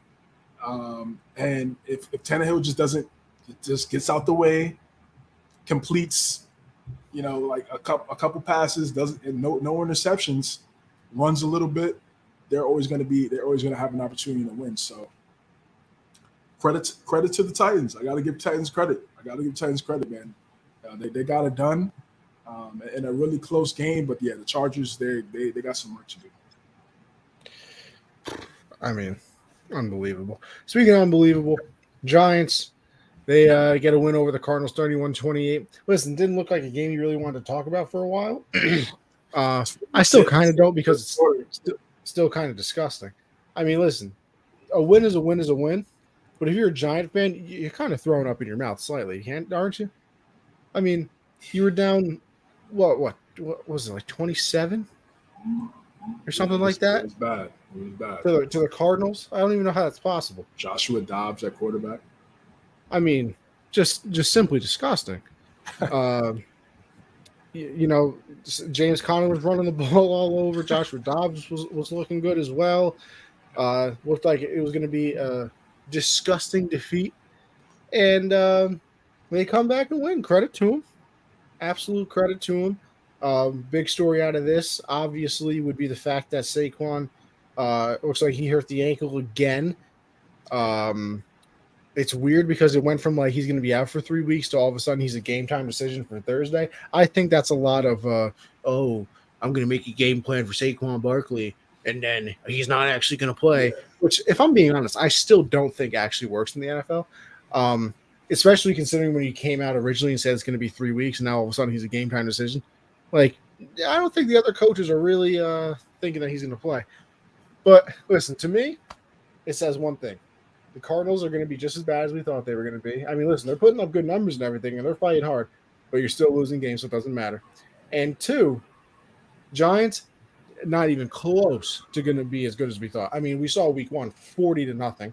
You had to make the biggest comeback in your franchise's history against the Arizona Cardinals. So don't got too much faith, especially if Saquon's not going to play. They're probably going to get absolutely demolished Thursday night against 49ers. And listen, I was against giving Daniel Jones a contract anyway. I still don't see it. I don't understand how it happened. I mean, God bless the man for getting what, like $40 million or something like that. But I mean, hey, yeah, this was such an important thing, brother.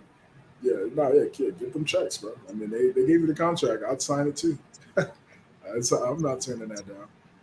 This was a much needed win because, as you said, I mean, if they were to go into San Fran 0-2, we're not pretty. Have you seen their schedule coming up? I haven't seen. I know they got San Fran. I don't know them. Bro, they play like them, the Bills, the Chiefs, and then there was one other team that was really good. But I mean, they're ugh.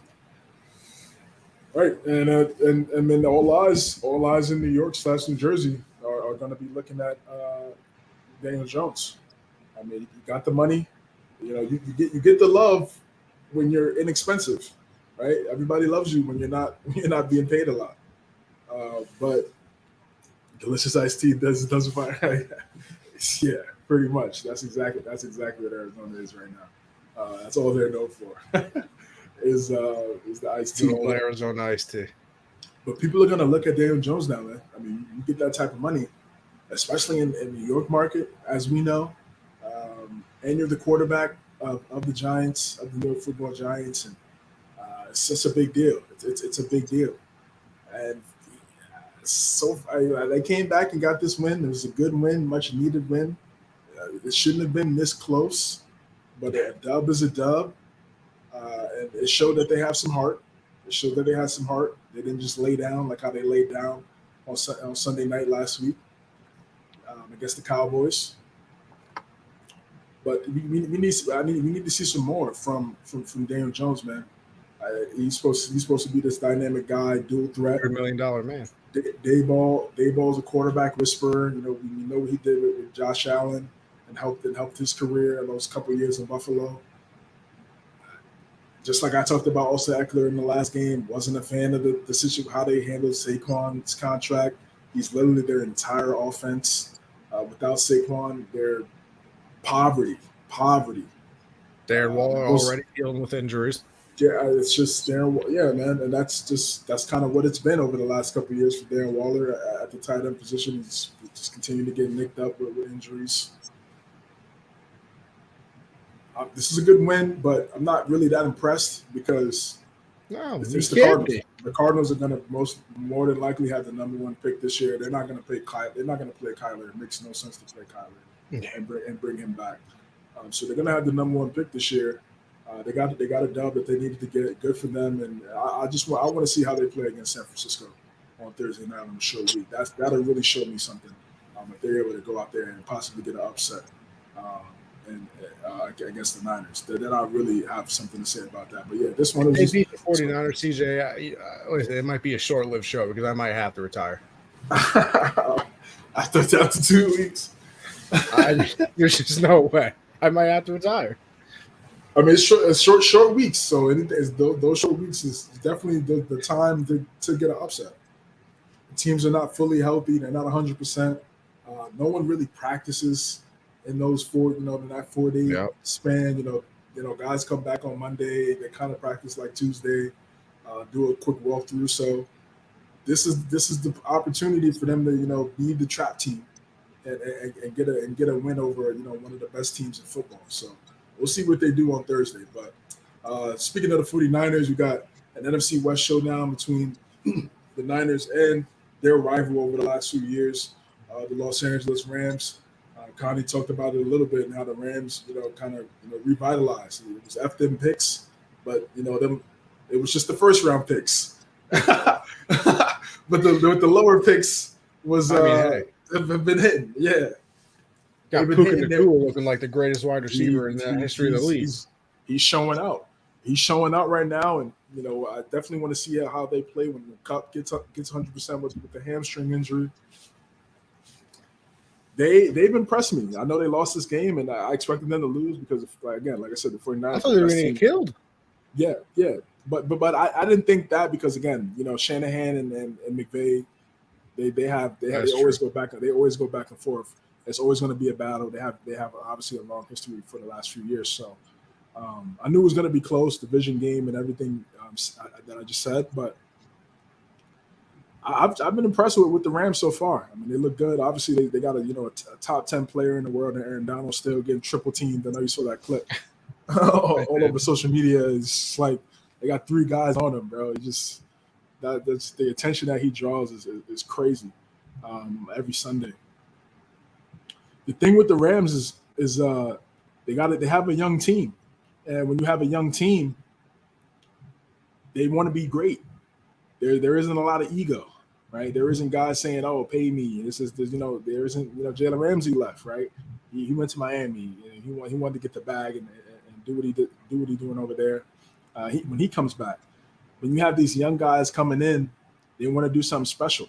They want to do something special. They want to make their name, and you're going to surprise some teams when they see that team on the schedule. Like, oh, it's the Rams. They don't have anybody over there except AD and Cup.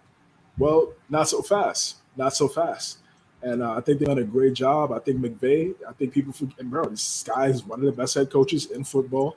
He has a Super Bowl championship. So he knows how to win football games. And, they've been playing well. But it's really about the Niners, man. When Brock Purdy got hurt, and they kind of said it was like a Tommy John injury, right, against Philadelphia in the NFC Conference Championship game. I was like, man, he might miss a lot of time, but he's a warrior, bro. He's a warrior. To me, I'm gonna be honest. I still don't, he's good. He's like a great point guard. He's a great floor general. He just and again, he doesn't have to be all world. Yeah, with that roster. Oh yeah, he doesn't have to be all world. Like Chris McCaffrey, he's special, bro. He's so special, man. And as soon as he gets the football in his hands, he breaks a tackle or two. Yeah, he breaks a tackle or two. You're pretty much saying this could be a touchdown. He's so dynamic. You got three of the most dynamic guys after the catch on your team, and Debo, Kittle, and McCaffrey. It's just not something that you could say. No other team could say that. And even IU could get loose and you saw what he did week 1. What did he have? Over 100 yards, 2 touchdowns? Incredible football player. Incredible football player. And this team they're just so great on all 3 levels, man. And they're dangerous. And they just keep stacking the W's. They keep stacking these W's. It's a big win, divisional win. So obviously it's definitely going to matter towards the end of the season. Brock Purdy wasn't great, but like I said, he doesn't need to be great for them to win. All he has to do is just not turn the ball over and not get in his own way, and they'd still put up 30 points. So good win by the Rams. Good win by the 49ers, and I think the Rams are going to still be there and still be competitive down the road as well. Listen, I said it earlier, and you make a great point. Brock Purdy might be a point guard or a good floor general. That's all you really need at this point. Could you imagine if this team had an all-world quarterback as well, like a top 5 quarterback? You would sell your house and put the money from it on them to win the Super Bowl, because the roster is unbelievable. What you got the best tackle in the league, right? Trent Williams, we think. I've been saying McCaffrey's the best running back in the league for years. Kittle's a top 5 tight end.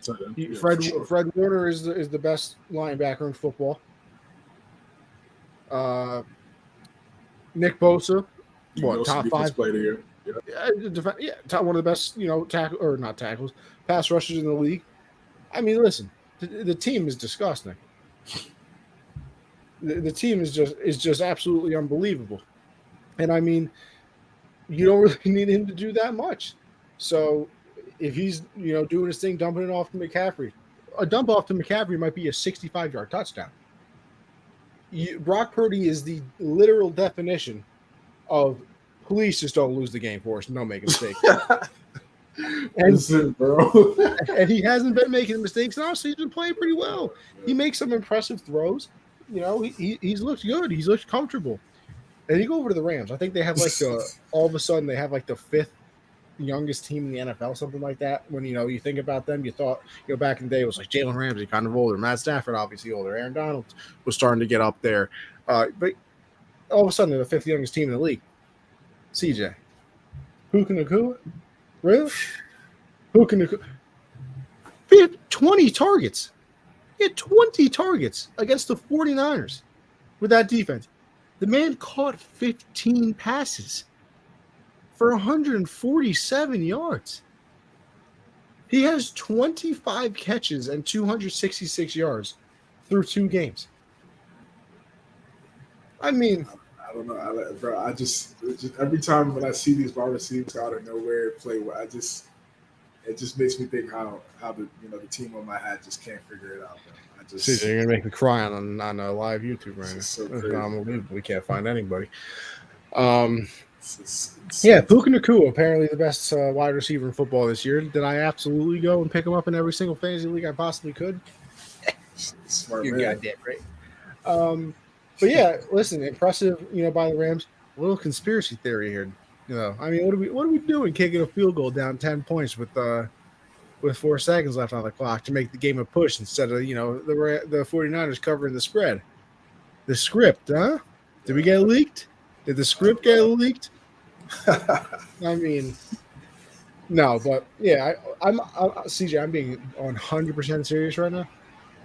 I might not pick against the 49ers the entire season. I mean, they have the type of team. They have the type of team to run the table. They do. They do. It's the best roster in football. And who's don't get me wrong, there's other good rosters, but is there a close second? I think that there's a pretty sizable gap, and there's other great rosters. I would say that. I mean, Dallas. They got a pretty good roster, bro. We're going to talk about them next. Their roster you give such a big edge to them in the running back. I mean, they don't have Smith anymore. Is obviously not Trent Williams anymore. Right. So you give the big edge there. You give a big edge in tight end. I would at least. Yeah. I'll say defensively. Defensively is where you start doing that, because I would take the Cowboys corners over 49ers easily. I would take the secondary. Yes. Micah Parsons and Bosa. You start comparing them. Right. It's a watch to me. That's a watch. And then I'm still taking Fred Warner over anybody.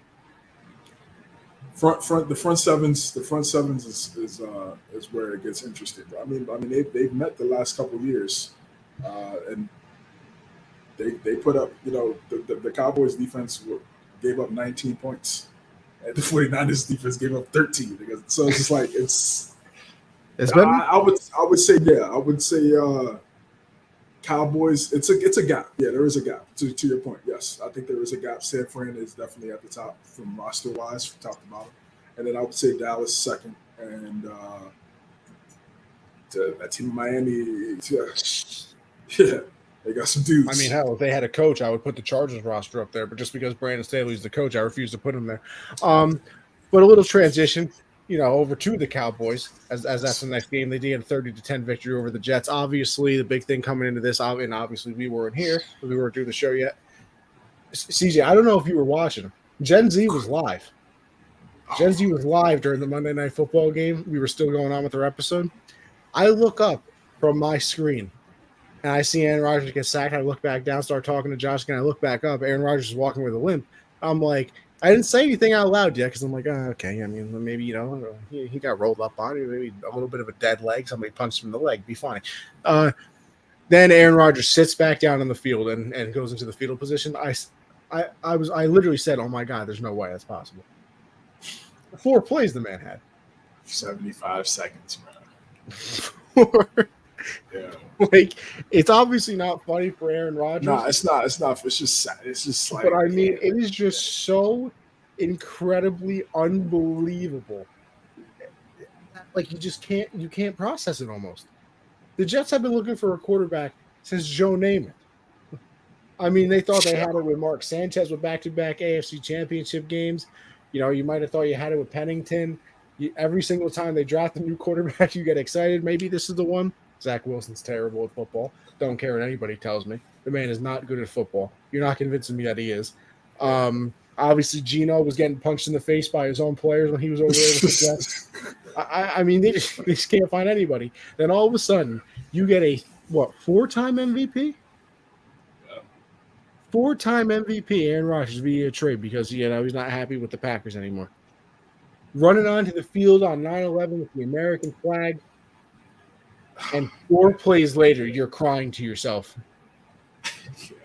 I mean, I've just never in my life seen anything like it. And obviously, they go on to win that game against the Bills. Garrett Wilson makes an unbelievable touchdown catch. Then they have the punt return for the touchdown. And then you're feeling good, and you get punched in the face by reality the next week because the Cowboys put up 30. You only scored 10 points. Zach Wilson, I think threw 3 interceptions in this game as well. So, you're back to that reality. Just as former Yankee manager Joe Girardi used to say, CJ, it's not what you want. Yeah, definitely not. Definitely not what you want. I feel bad for Jets fans. I really do. And I'm not. I'm not a fan of the Jets. Right? I don't like the Jets. We play them next week. We play them this Sunday. I'm obviously rooting for their demise, but not this way. Not this way. No. And it just seemed like everything was going right, and then it just took that wrong turn, and it's tough. It's tough, man. It really is. Because that defense is as advertised. They're Absolutely. really good. But if they're on the field all the time, they're human. They're going to get tired, and they're going to miss plays, and they're going to give up yards and or touchdowns. So it's just unfortunate. What's next for them from a quarterback standpoint? Because we know, like you said, Zach Wilson's just not the answer. He's just not it. He's just not going to be able to. He's not going to win you a lot of games. I mean, last year they were 7-2 at one point, right? When they're like 7-2. And then, they just completely their season just went down the drain after the second half of the season because they just didn't have competent, consistent quarterback play, and he was the guy. That's why they went and got Rodgers. So it's just not going to work with him. Who's out there? Looking at the names that these people are saying on TV, I mean, I wouldn't even. It doesn't look good. It doesn't look good. They got Wentz, Foles. Everybody's telling them to go call Tom. It's not happening. He would. I saw other people saying go trade for Kirk Cousins. That's probably the best option. I mean, if we're being honest, it's probably the best option. Now, Minnesota is they're 0-5. 0-6, and they're like, man, nothing's really happening here. We got to pay Jefferson. Maybe we need to Williams go. Is out there. Caleb, I could see Caleb Williams going to. Yeah, he would go to Minnesota. He would go to Minnesota for sure. With Jefferson, and he just threw the football to Addison last year. He would go there. So if that's possible. That's probably the only reasonable thing. I mean, Wentz and Foles is just riding. I mean, both of those guys are really just riding high on that one season they had in parts together. I thought Carson Wentz was the guy. I've never seen a guy him and Darnold get so many chances and they're not that good. You're not that guy, pal. You're just not that guy. I mean, and the thing for Wentz is like it's not even just the talent. It's like even when he leaves the team, like even his teammates, they're just not. It's just they get doesn't seem very well liked in his locker rooms. Yeah. So whatever that is, I have no idea. I don't know, but it's just everywhere he's been. DC, Colts, obviously with the Eagles, it just hasn't worked out there. Foles, I mean, it just was never that guy. I mean, he had that special 27-2 year.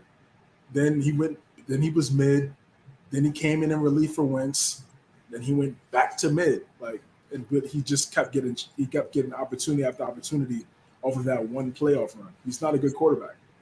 So the Kirk Cousins thing makes the most sense to me. I mean, and you do kind of want to see if you could try to develop Zach Wilson. But one thing I will say is, how does Breece Hall only run the football 4 times? 4 times. And this is why this is what I mean. Nathaniel Hackett is like Josh McDaniels Jr. He's Aaron Rodgers' mate, right? He's a product of Aaron Rodgers because last year he was the head coach of a football team in one of the worst offenses of NFL history, right? And every single week we came on here and we looked at Bronco games. It was like 12, 13, 15, 16. I can't remember the exact stat last year, but I think if they scored 16 points a game, every game last year, they would have been like 10-7. It was so bad. And this guy went from being literally one of the worst offensive head coaches or just head coaches in general to getting blessed to being the offensive coordinator of the New York Jets, all because he's friends with Aaron Rodgers. I mean, if that's not like the ultimate blessing for him or privilege, whatever you want to call it, I don't know what is. Because Can I ask you one more question, CJ? Yeah. Now listen, I know that sometimes the scheme doesn't line up with certain things, right? But you play a lot of zone coverage. Apparently, the Jets say that they do. You don't have Sauce Gardner traveling with the best wide receiver on every single team. He had I think what did CD have, like over 140 yards or something? Yeah, 140 yards, something like that. And he had 0 with Sauce on him. Dak Prescott told him after the game that I was avoiding you. He said that's Sauce. Of course. Don't you think that you would build the scheme around your best player? No. We play zone. We don't. He's not going to travel because we play zone. It doesn't fit our scheme. Wouldn't you build the scheme towards? Well, didn't they? CJ. Now listen, I'm not the smartest person out there, but the Jets did have this whole Revis Island thing, right? Right. You don't think you could do that with Sauce? Yeah, Salah's scheme is really similar to Legion of Boom, right, in Seattle. And remember, Sherman never traveled. He kind of stayed on that one side, and they had Brandon Browner, and that's kind of that. They kind of have the same type of scheme. Yeah, they don't got Earl Thomas and Cam Chancellor in the back either. Right. Exactly. I agree with that. And usually, in good teams, what they do is they adjust week to week depending on who they play.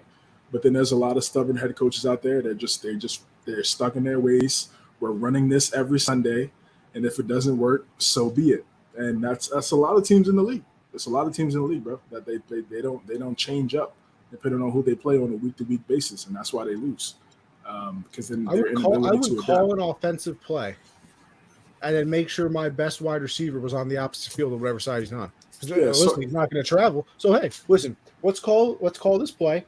Wide receiver 1, you're going to be over on this side. If Sauce goes over on this side, press RT on the play. We're flipping the whole thing. I'm mad you can press RT. It flips the whole play for you. I'm doing it every single time. Yeah, you have to. And Sauce, he dropped one that should have been a pick 6 early in that game, where he was guarding CD. It was like a gift. That gave him a gift. It went out of his hands, and CD said after the game too, like, man, you got to get your hands up or something like that. Yeah, he said I'm on the jugs machine. Yeah, they get on because that was a gift that gave him. I thought it was a house call. I really did. But again, back to Nathaniel Hackett, it's like, man, bro, like Breece Hall is like one of your best players on the team, he had an 80-yard run last week against the Bills, and he only gets 4 carries. He dropped the tweet with the 4 footballs, and he deleted the tweet. It's just, my thing is, you don't have Rodgers. You have this young quarterback. Common sense is, let's run the football. And against a Dallas team whose run defense isn't they're more of a pass rusher. Their run defense isn't great. Like it's solid, but it isn't all world, right? So I just don't understand that logic, and this is why we back and said Nathaniel Hackett is Aaron Rodgers made. That's why he got the job in Denver, is because of Aaron Rodgers, and that's why he got the OC job with the Jets, is because of Aaron Rodgers. That's just what it is. So it's tough. Hopefully they run. Hopefully they do the same thing next week when they play us. I want them to do the same exact thing, so the Patriots can get a dub for the first week of the first win of the season for the Patriots. But yeah, Dallas, they're just on this run right now. What, 70-10 in the first 2 weeks for them. The defense is elite. I think Micah Parsons is on his way to winning Defensive Player of the Year if he continues to stay healthy, have a great year. Dan Quinn has done a phenomenal job with his defense since taking over the last couple seasons. They play for him, man. They play for him. DeMarcus Lawrence has had a resurgence in his career with the addition of Dan Quinn being in DC there in Dallas. The receiving core is what makes CeeDee Lamb so great is he could play in the slot. And honestly, a lot of corners like Sauce, like these they don't like playing in the slot because there's a lot of room. And because really with these tall guys like Sherman, even Sherman struggled at times in the slot as well. You could kind of use your physicality, push those guys to the sideline, get physical. It's kind of like a 2-on-1. In the slot, you can't do that. It's just you. It's really just you and the wide receiver. So CD, that's where he got his money. He was doing that all the time in Oklahoma. Made Jalen Hurts look excellent. Obviously, Jalen Hurts excellent, but they were working off each other. Baker, Kyler, all those guys were throwing the CD Lamb in Oklahoma. He's that guy. He's that guy. When Michael Irvin blesses you with 88, yeah, you're that guy. And he's on his way to being one of the best top 10, top 5 wide receivers in football. Also, he's a really good football player. And then when you add Gallup coming back, got Brandon Cooks on the outside. It's tough to double. Who are you going to double, right? Same thing I said with Brock Purdy. Dak, all he has to do, just don't throw. Just like how could you have to understand the team that you have right now. If you don't turn the football over, you guys are going to win the game every Sunday. But that defense with those guys on that side of the football, the way they create turnovers, they're a takeaway. They're beasts. They're beasts when it comes. They lead the league in takeaways already this year. They led the league in takeaways last year. They're so opportunistic. Trevon Diggs, whatever, burn this and that. But if the football's in his vicinity, he's getting the football.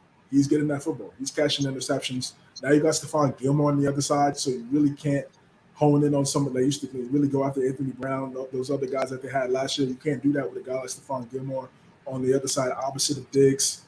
Their safeties are young, underrated, but they're really good as well. They're one of the best They're one of the best teams in football. Pollard, they don't have power. They don't have a power back like how it was Zeke and Pollard. It's Pollard and Deuce Vaughn, but they're using Pollard, I think, the right way, especially coming off that leg injury that he had last year. Just give him the amount of touches. It doesn't have to be a bunch of carries and running in between the tackles. Make sure he gets in space, zone runs. Of course, between the tackles at times, you want to keep the defense honest, but that's the formula for him. And Dak, just don't turn the football over, man. Be smart with the football. Run. I saw him run. This is the most I've seen him run outside of the pocket. 3rd and 6. I saw him get a first down. That was the first time I see him since that injury he had against the Giants a couple years ago when he broke his leg. He looks comfortable now in terms of running the football, which is good. that was an asset of his that worked for them. So they're top three team in the league, and they're playing like it. Absolutely. So, Commanders and the Broncos. Definitely not what I was expecting in this one. Not really a winner or lose situation. More of 35-33. Didn't see that one coming, if I'm being honest with you. Obviously, it comes down to the very end. The Broncos convert on a crazy Hail Mary. I believe they blew an 18-point lead, but hey, they did get that that Hail Mary at the end of the game. And CJ, listen, I'm telling you right now, that was pass interference on that 2-point conversion. yeah. That is textbook definition pass interference on that 2-point conversion. If you're a Broncos fan, you got to be upset. Hey, listen, obviously you're disgusted that you're still losing games, but at least you're scoring points. Because, I mean, there is nothing worse than being bad and not being good on offense. At least you put up 33. I mean, did they even do that one time last year? Probably not. So you got to figure some things out, but at least it's improved. I mean, hey, for the Commander, you're starting off 2-0. Definitely, people definitely did not expect that. Sam Howell looking pretty decent. Chase Young, finally back, had a nice game. You start building some momentum. You got a new owner. They're trying to fix up the stadium. Hey, listen, maybe for Changing one that name time, again. Hey, listen, the things might be living up. The things might be looking up for you, Commanders fans, and you deserve it. Yeah, they had to get rid of the Snyder curse. I mean, he was just really just a dark cloud over that franchise over the last 25 years. So once they removed him, brought in Joshua Harris, now Magic Johnson is in that ownership group as well for the DC Commanders. They look good. They look good. They've always had talent. They've always had talented players on both sides of the football. Coach of the year, and Ron Rivera. We talked about Eric Bieniemy coming in there, kind of being his own guy. Now he's calling the plays. There's no, we can't call him Andy Reid. Patrick Mahomes made. He's doing a really good job right now with Sam Howell, who showed flashes last year. I mean, even though Rivera was honest, I didn't like him coming out saying, if I would have knew Sam Howell was that good, I would have played him. I would have played him earlier. He didn't know how good Sam Howell was, and last year he didn't know that they were eliminated from the playoffs. I mean, it might be losing a step here. I just feel like it's some things you don't say to the media because they'll eat that up, which they did. But nonetheless, they're 2-0. They're 2-0, and they got some that defense. They still got some those top guys on defense. Like you said, Chase Young looking good now after battling with some injuries. We had the ACL injury a couple years ago. Still got Payne. Still have Allen. Still got some of those guys. Terry McLaurin still there. Dotson at the wide receiver position. Logan Thomas is back. Brian Robinson had a big game. Brian Robinson had a big game. Really good back. Great story as well. Everybody knows what happened with that.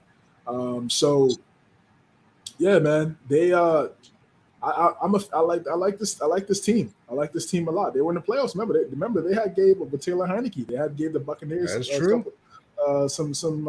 run for their money a couple years ago. So this is not a team you can't slack on. It's just, again, they're one of those teams where it's like they've always had good rosters. They were never able to get that quarterback. And as it stands now, it looks like they might have a guy. For the Broncos, man, it should be 2-0. We say that all the time about teams. They should be this, they should be that.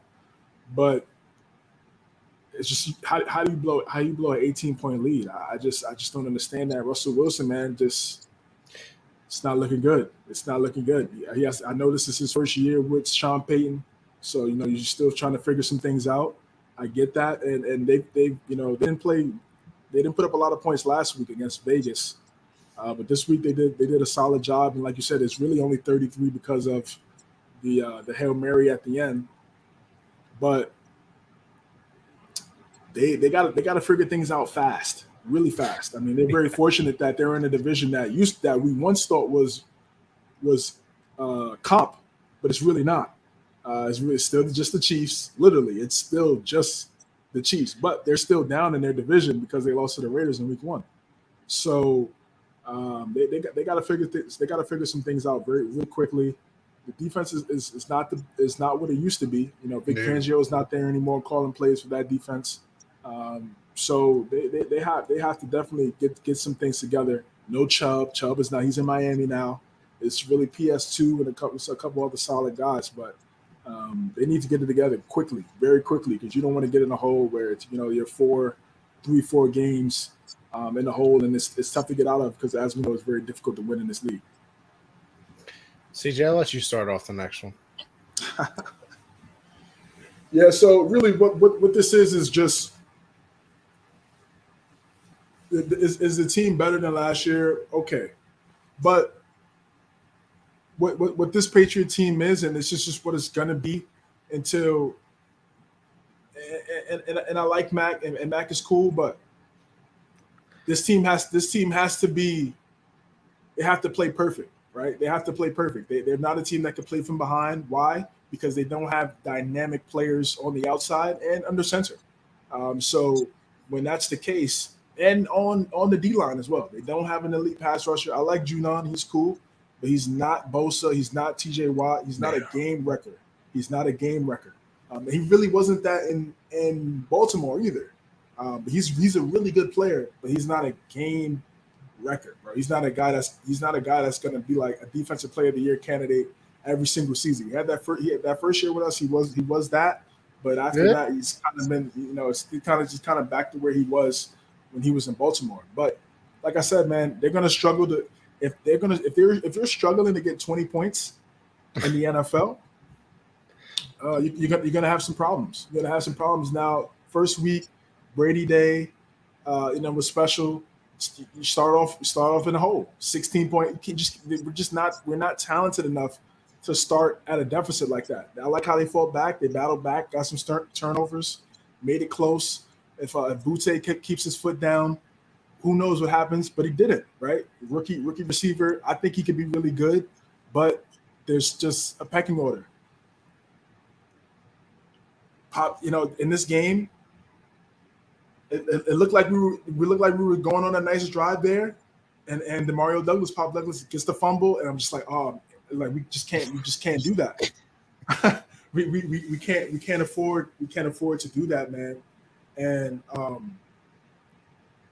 it's just we need dynamic players, bro.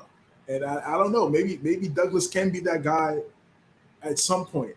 But he can't have turnovers like that because Bill's not going to play him, especially he's a rookie. He didn't play him after the fumble. Yes, this is what I'm saying. So, and I would like to see him out there because we could definitely use him, especially in space. But when you fumble the football, Bill's going to put you in the doghouse, and I mean that's just what it is. So I like what he said after the game. He put the blame on him. He said all the right things. Cool, but. I didn't understand the Devontae Parker extension. I didn't feel like he really did anything last year for us to be like, yeah, let's give him a 3-year extension. Juju, again, he's good, but not except he's not great. He's not elite. Kendrick Bourne, man, if we had an elite wide receiver, he'd be such a great number 2. He's such a great number 2. I thought we had DeAndre Hopkins, bro. I don't know what happened with that. I mean, he obviously wanted a certain amount of money, and Bill wasn't willing to budge. To me, that sounds like the only reasonable thing that happened there. But Bourne he's a great number 2, but we just don't have a number 1, and it's just going to be tough for us. So Henry, solid but not dynamic. He's a good tight end. He's a good possession tight end, but he's not great after the catch. He's not breaking tackles. So he doesn't do enough. We don't have any dynamic offensive players. It's just what it is. Mondre is good, but he doesn't have breakaway speed. He doesn't have game-changing speed when he runs the football between the tackles. Zeke just doesn't have it anymore in terms of Dallas used up all his speed and athleticism. He's still solid. Running with a piano on his back. Yeah, it's just not the same. So are we going to be in all these games? Yes, because we got the best coach ever, right? So when it comes to game planning and situational football, when we don't beat ourselves, we're going to have the Patriots don't beat themselves, they're going to have opportunities to win, right? But in this league, you need talent. In this conference, you need talent. And when it comes to a talent perspective at certain positions, they don't have that. Now the defense, I think they did a great job, all things considered, against a really explosive Miami Dolphin team. Raheem Mostert went off, had 2 touchdowns, had a big run there, but they kind of played on the umbrella coverage, had 3 safeties out there to avoid Tyreek and Waddle from going crazy, and lived with everything underneath. It just have to make sure you tackle. And which also, please, for the love of God, work on that, because there are some tackles that they missed. I mean, I know you can't do everything perfect, but right. It's gonna be, like I said, I didn't expect much this season. I was saying like 6 wins, six wins, because again, like I said, we do have the best coach ever, and hard to schedule in the league, of course. Yeah, the schedule is rough. The schedule is rough, and I don't really judge that too much because, as we know, as I said at the top of the show, like, it's football, and when you look at the schedule in May, you think that team is great, and then come October, they're not so good. So we'll see what happens. But this will be the Patriot team. Belichick is still using the same formula in terms of talent that he used when Brady was on the center. And I think you get spoiled like that. Brady made a lot of these guys that weren't really elite look elite because it was Tom.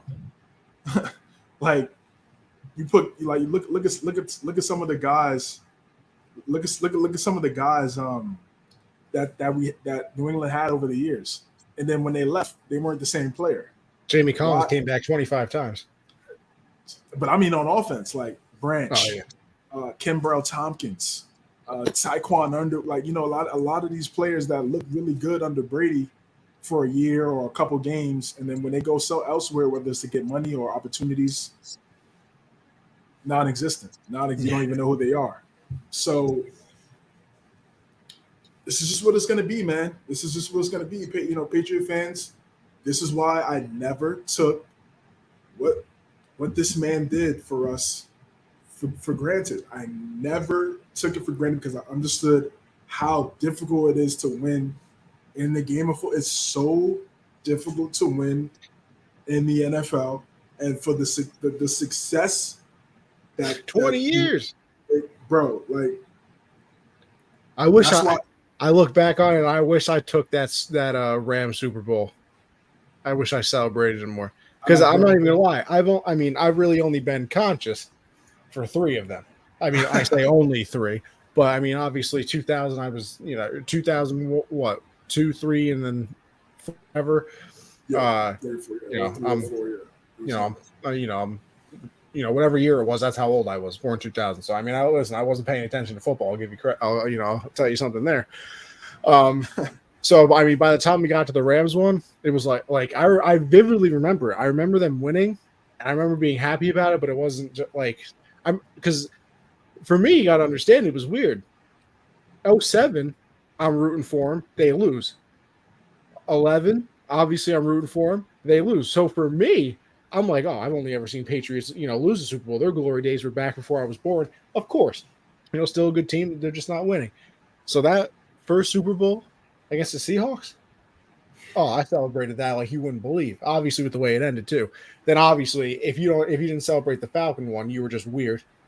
But then we got to that Ram one, and I was like, I've kind of already seen 2. I hope they win it, obviously. And then they win it, and I just remember being there like, this is nice. Yeah, this is cool. I never took it. I can rewind time, but I mean, no. Listen, you're right on everything. Obviously, we're both Patriot fans. We both watch all their games. I'm so good on Mac. If I have to see that sideline fadeaway pass to the pylon get intercepted one more time, I'm going to bash my head through a wall.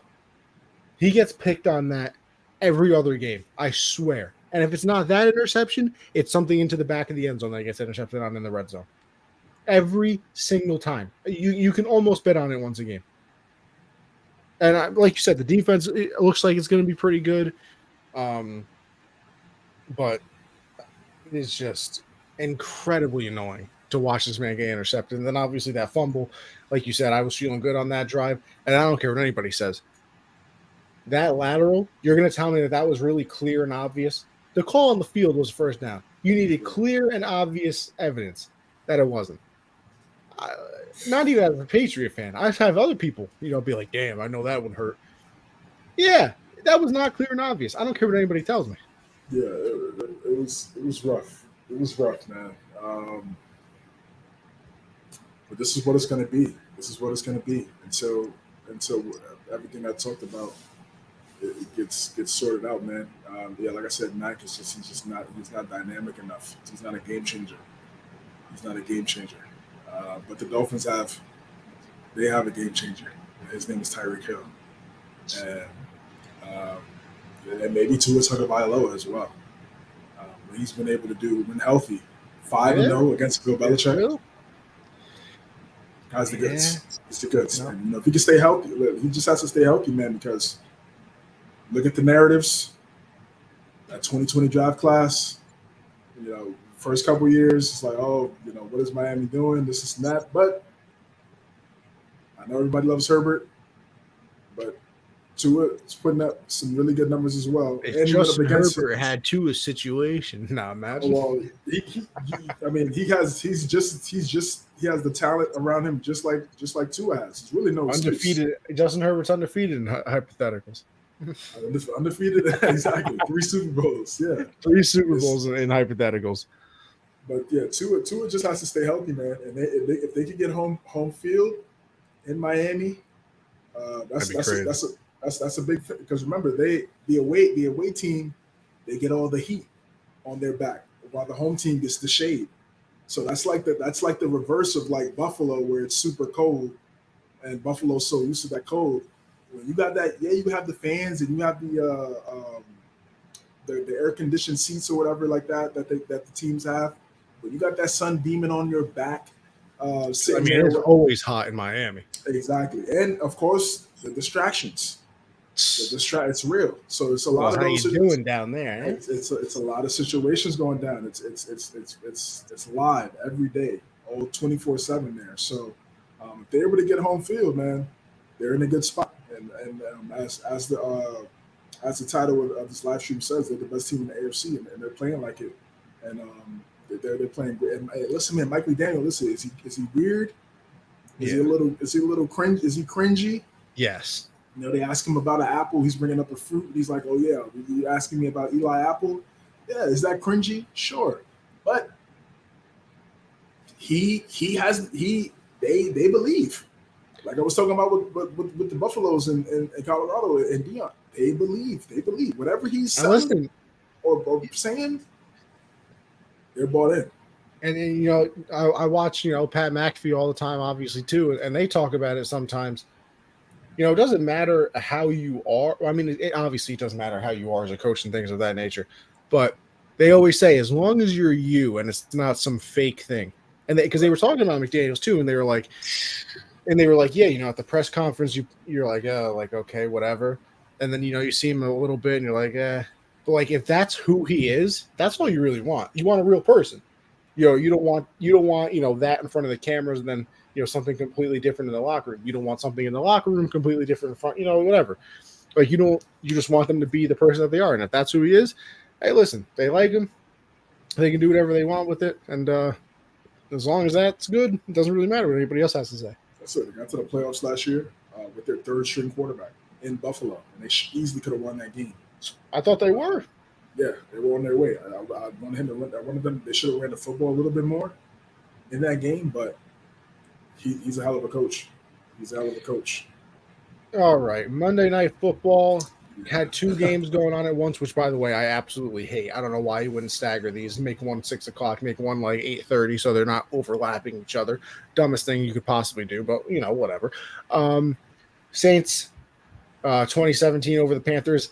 I was kind of flipping back and forth between both games. Obviously, I had more focus on the Browns game because it just felt like a better matchup.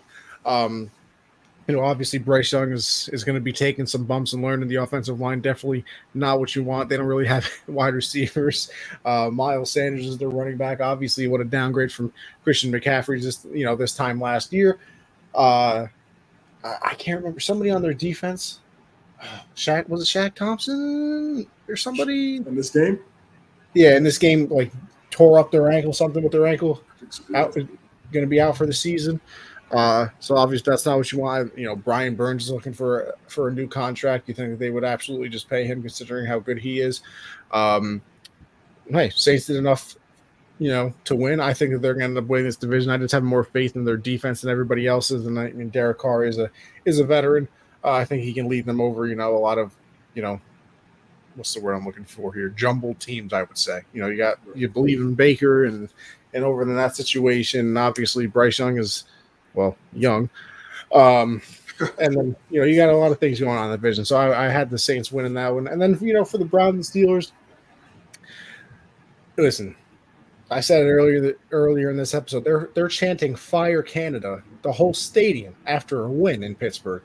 Obviously, the offense can't really do anything. That team is built on the defense.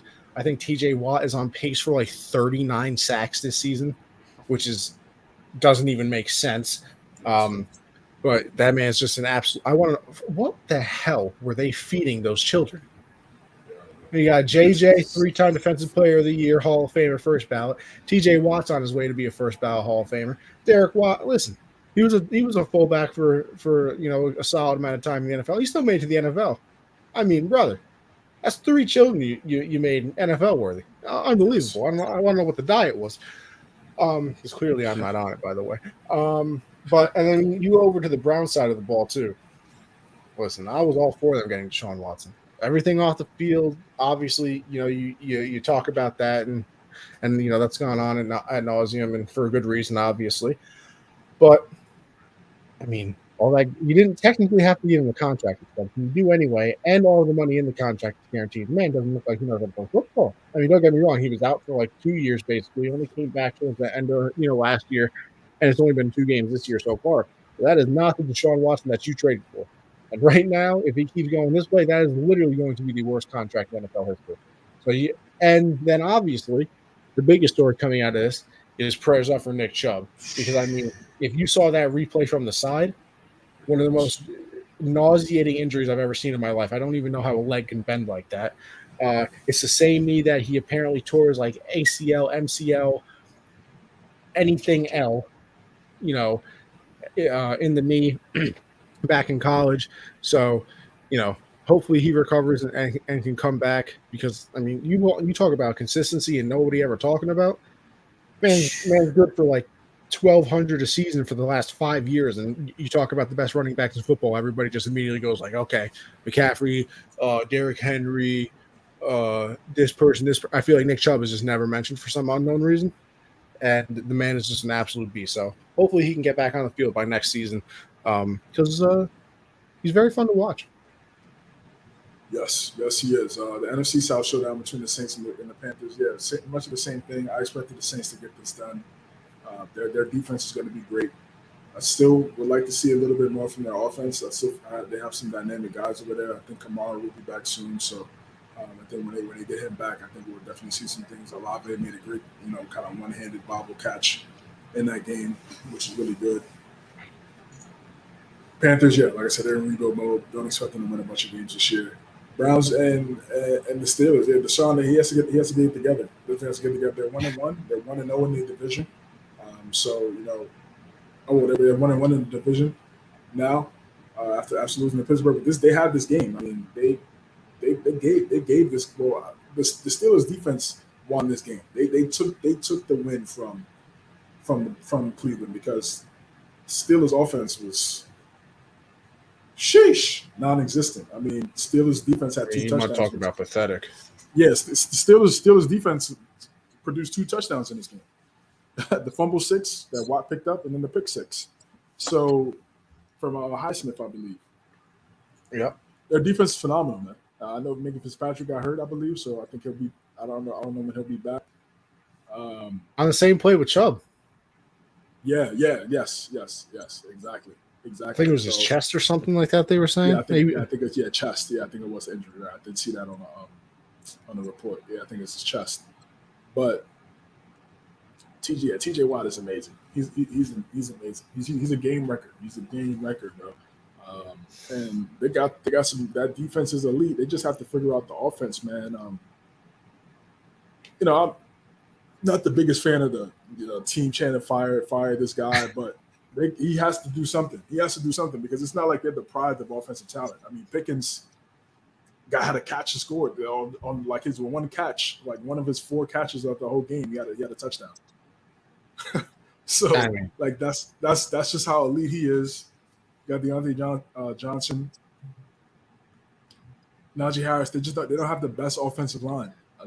Bro, I don't know if people are joking with me or if the video's real, but Najee Harris might be the slowest running back I've ever seen in my life. He was never a fast guy, even at Bama. He was never like the fastest guy. But like I said, their O-line running like great. Zeke. Like their O-line isn't really that good. So the Browns defense is really good. And as I said, they had this game. This game was there for them to win, no doubt. They had multiple chances to further the lead and come back and win the game. But again, like I said, Steelers defense was just that much better because they produce points off their play, and they just got it done. So there was a big win for Pittsburgh. I don't know what their season is going to look like going forward. We obviously see, but for the Browns, losing someone like Chubb, who could obviously make things so much simpler for a quarterback coming back after missing so much time, Deshaun Watson, it's going to be rough. I mean, they said they're looking at Cam Akers and bringing Kareem Hunt back to kind of replace him. The guy they had yesterday, Ford, did some solid things in Chubb's absence, so obviously he'll be there as well as a committee. But we'll see. I mean, obviously, if it doesn't work out this year for Cleveland, Stefanski will be out of there first. And then if they struggle again with the new head coach, then they'll start having discussions about Watson. But it's still early before we get to that point. So still a lot of football left. So we'll see what happens with both of these teams. Absolutely. All right, let's get into our Week 3 predictions before we get out of here. Appreciate everybody sticking around too. Obviously, long episodes here, but hey, we got to go through the games, got to give thoughts. Sure. And we're both obviously incredibly smart, so you got to listen to us. Waiting for this to load up. Okay, we got the Thursday night football game, Giants and the Niners. I think we both got San Fran. By 3 touchdowns. By 3 touchdowns. By 3 touchdowns? Okay. All right, we got the Colts and the Ravens. I'm going to go with Baltimore. Yeah, I would agree. Titans and the Browns. It's close. I'll take the Browns. I'm going to go Tennessee, man. Like I said earlier, they just find a way to win. It's fair enough. Just find a way. So I'm going to go Titans there. Falcons and the Lions. Should be good. Should be an interesting game. Definitely closer than I would have originally thought, going into the season. But I'll still take the Lions here. At home, I don't think they lose back-to-back home games. I agree. I'm going with Detroit. New Orleans and Green Bay. It's tough. In Lambeau. Oh, man. I'll go with the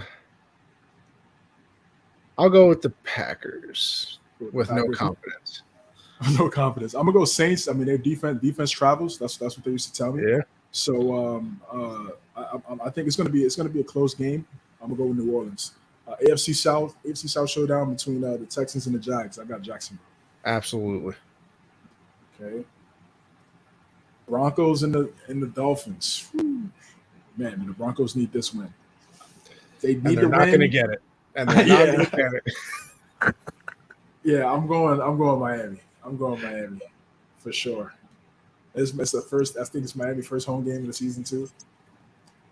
Chargers and the Vikings. Woo. 2 teams that love to lose in interesting ways. CJ, I'm picking this purely out of hatred. I want the Vikings to win so Brandon Staley gets fired. I'm going Chargers. I for what you're saying, I just feel like they need it. It's just like they need Get this man away from Justin Herbert immediately. They have to do File a restraining order. Patriots and the Jets. Obviously, everybody knows who we're going there. Yeah, listen. If we lose to the Jets, listen. I can't even comprehend what I'll do. Yeah, that'll be rough. That'll be rough. Bills and the Commanders. Yeah, still give me the Bills. I know the commies are looking good there, but I'll take the Bills. I'm gonna go with the Commanders. In this one. They're at home, and I like their defense. I like their defense and their pass rushers. I'm gonna go with the Commanders there. Panthers and the Seahawks. I got Seattle. Yep. Cowboys and the Cardinals. I got the Cowboys going 3-0. Yeah. Bears going to Kansas City. I think KC gets it done.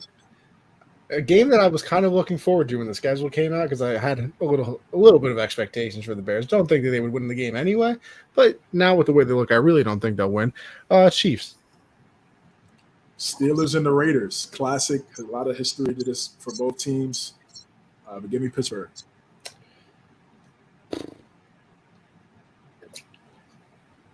I'll take the Steelers too because I don't know if Devontae Adams is playing. I don't know if Myers is playing. Okay. God, I know you don't like the doubleheaders from Monday Night Football, but they're running it right back. Awful. Two good games. It's two good games right here. Eagles and the Bucks. I got Philadelphia. I was gonna say I'll take the Eagles on this one. Baker's gonna wake up this week and be like, wow. That was a good team. And they got the Rams and the Bengals. I think Cincinnati gets their first win of the season. Can I have a caveat here? Can I pick the Bengals if Burrow plays and the Rams if he doesn't? Okay, yeah. I mean, yeah. I think he's gonna play. But if he doesn't play, obviously. I didn't like the way that they were talking. We're gonna have to see how it feels in the morning. I don't like that. That is pretty interesting. I'll take my cop out since it's allowed and take the Bengals if he plays and Rams if he doesn't. All right, man. All right, that wraps up our week 3 predictions. Yes, sir. I appreciate everybody for tuning in, stopping by.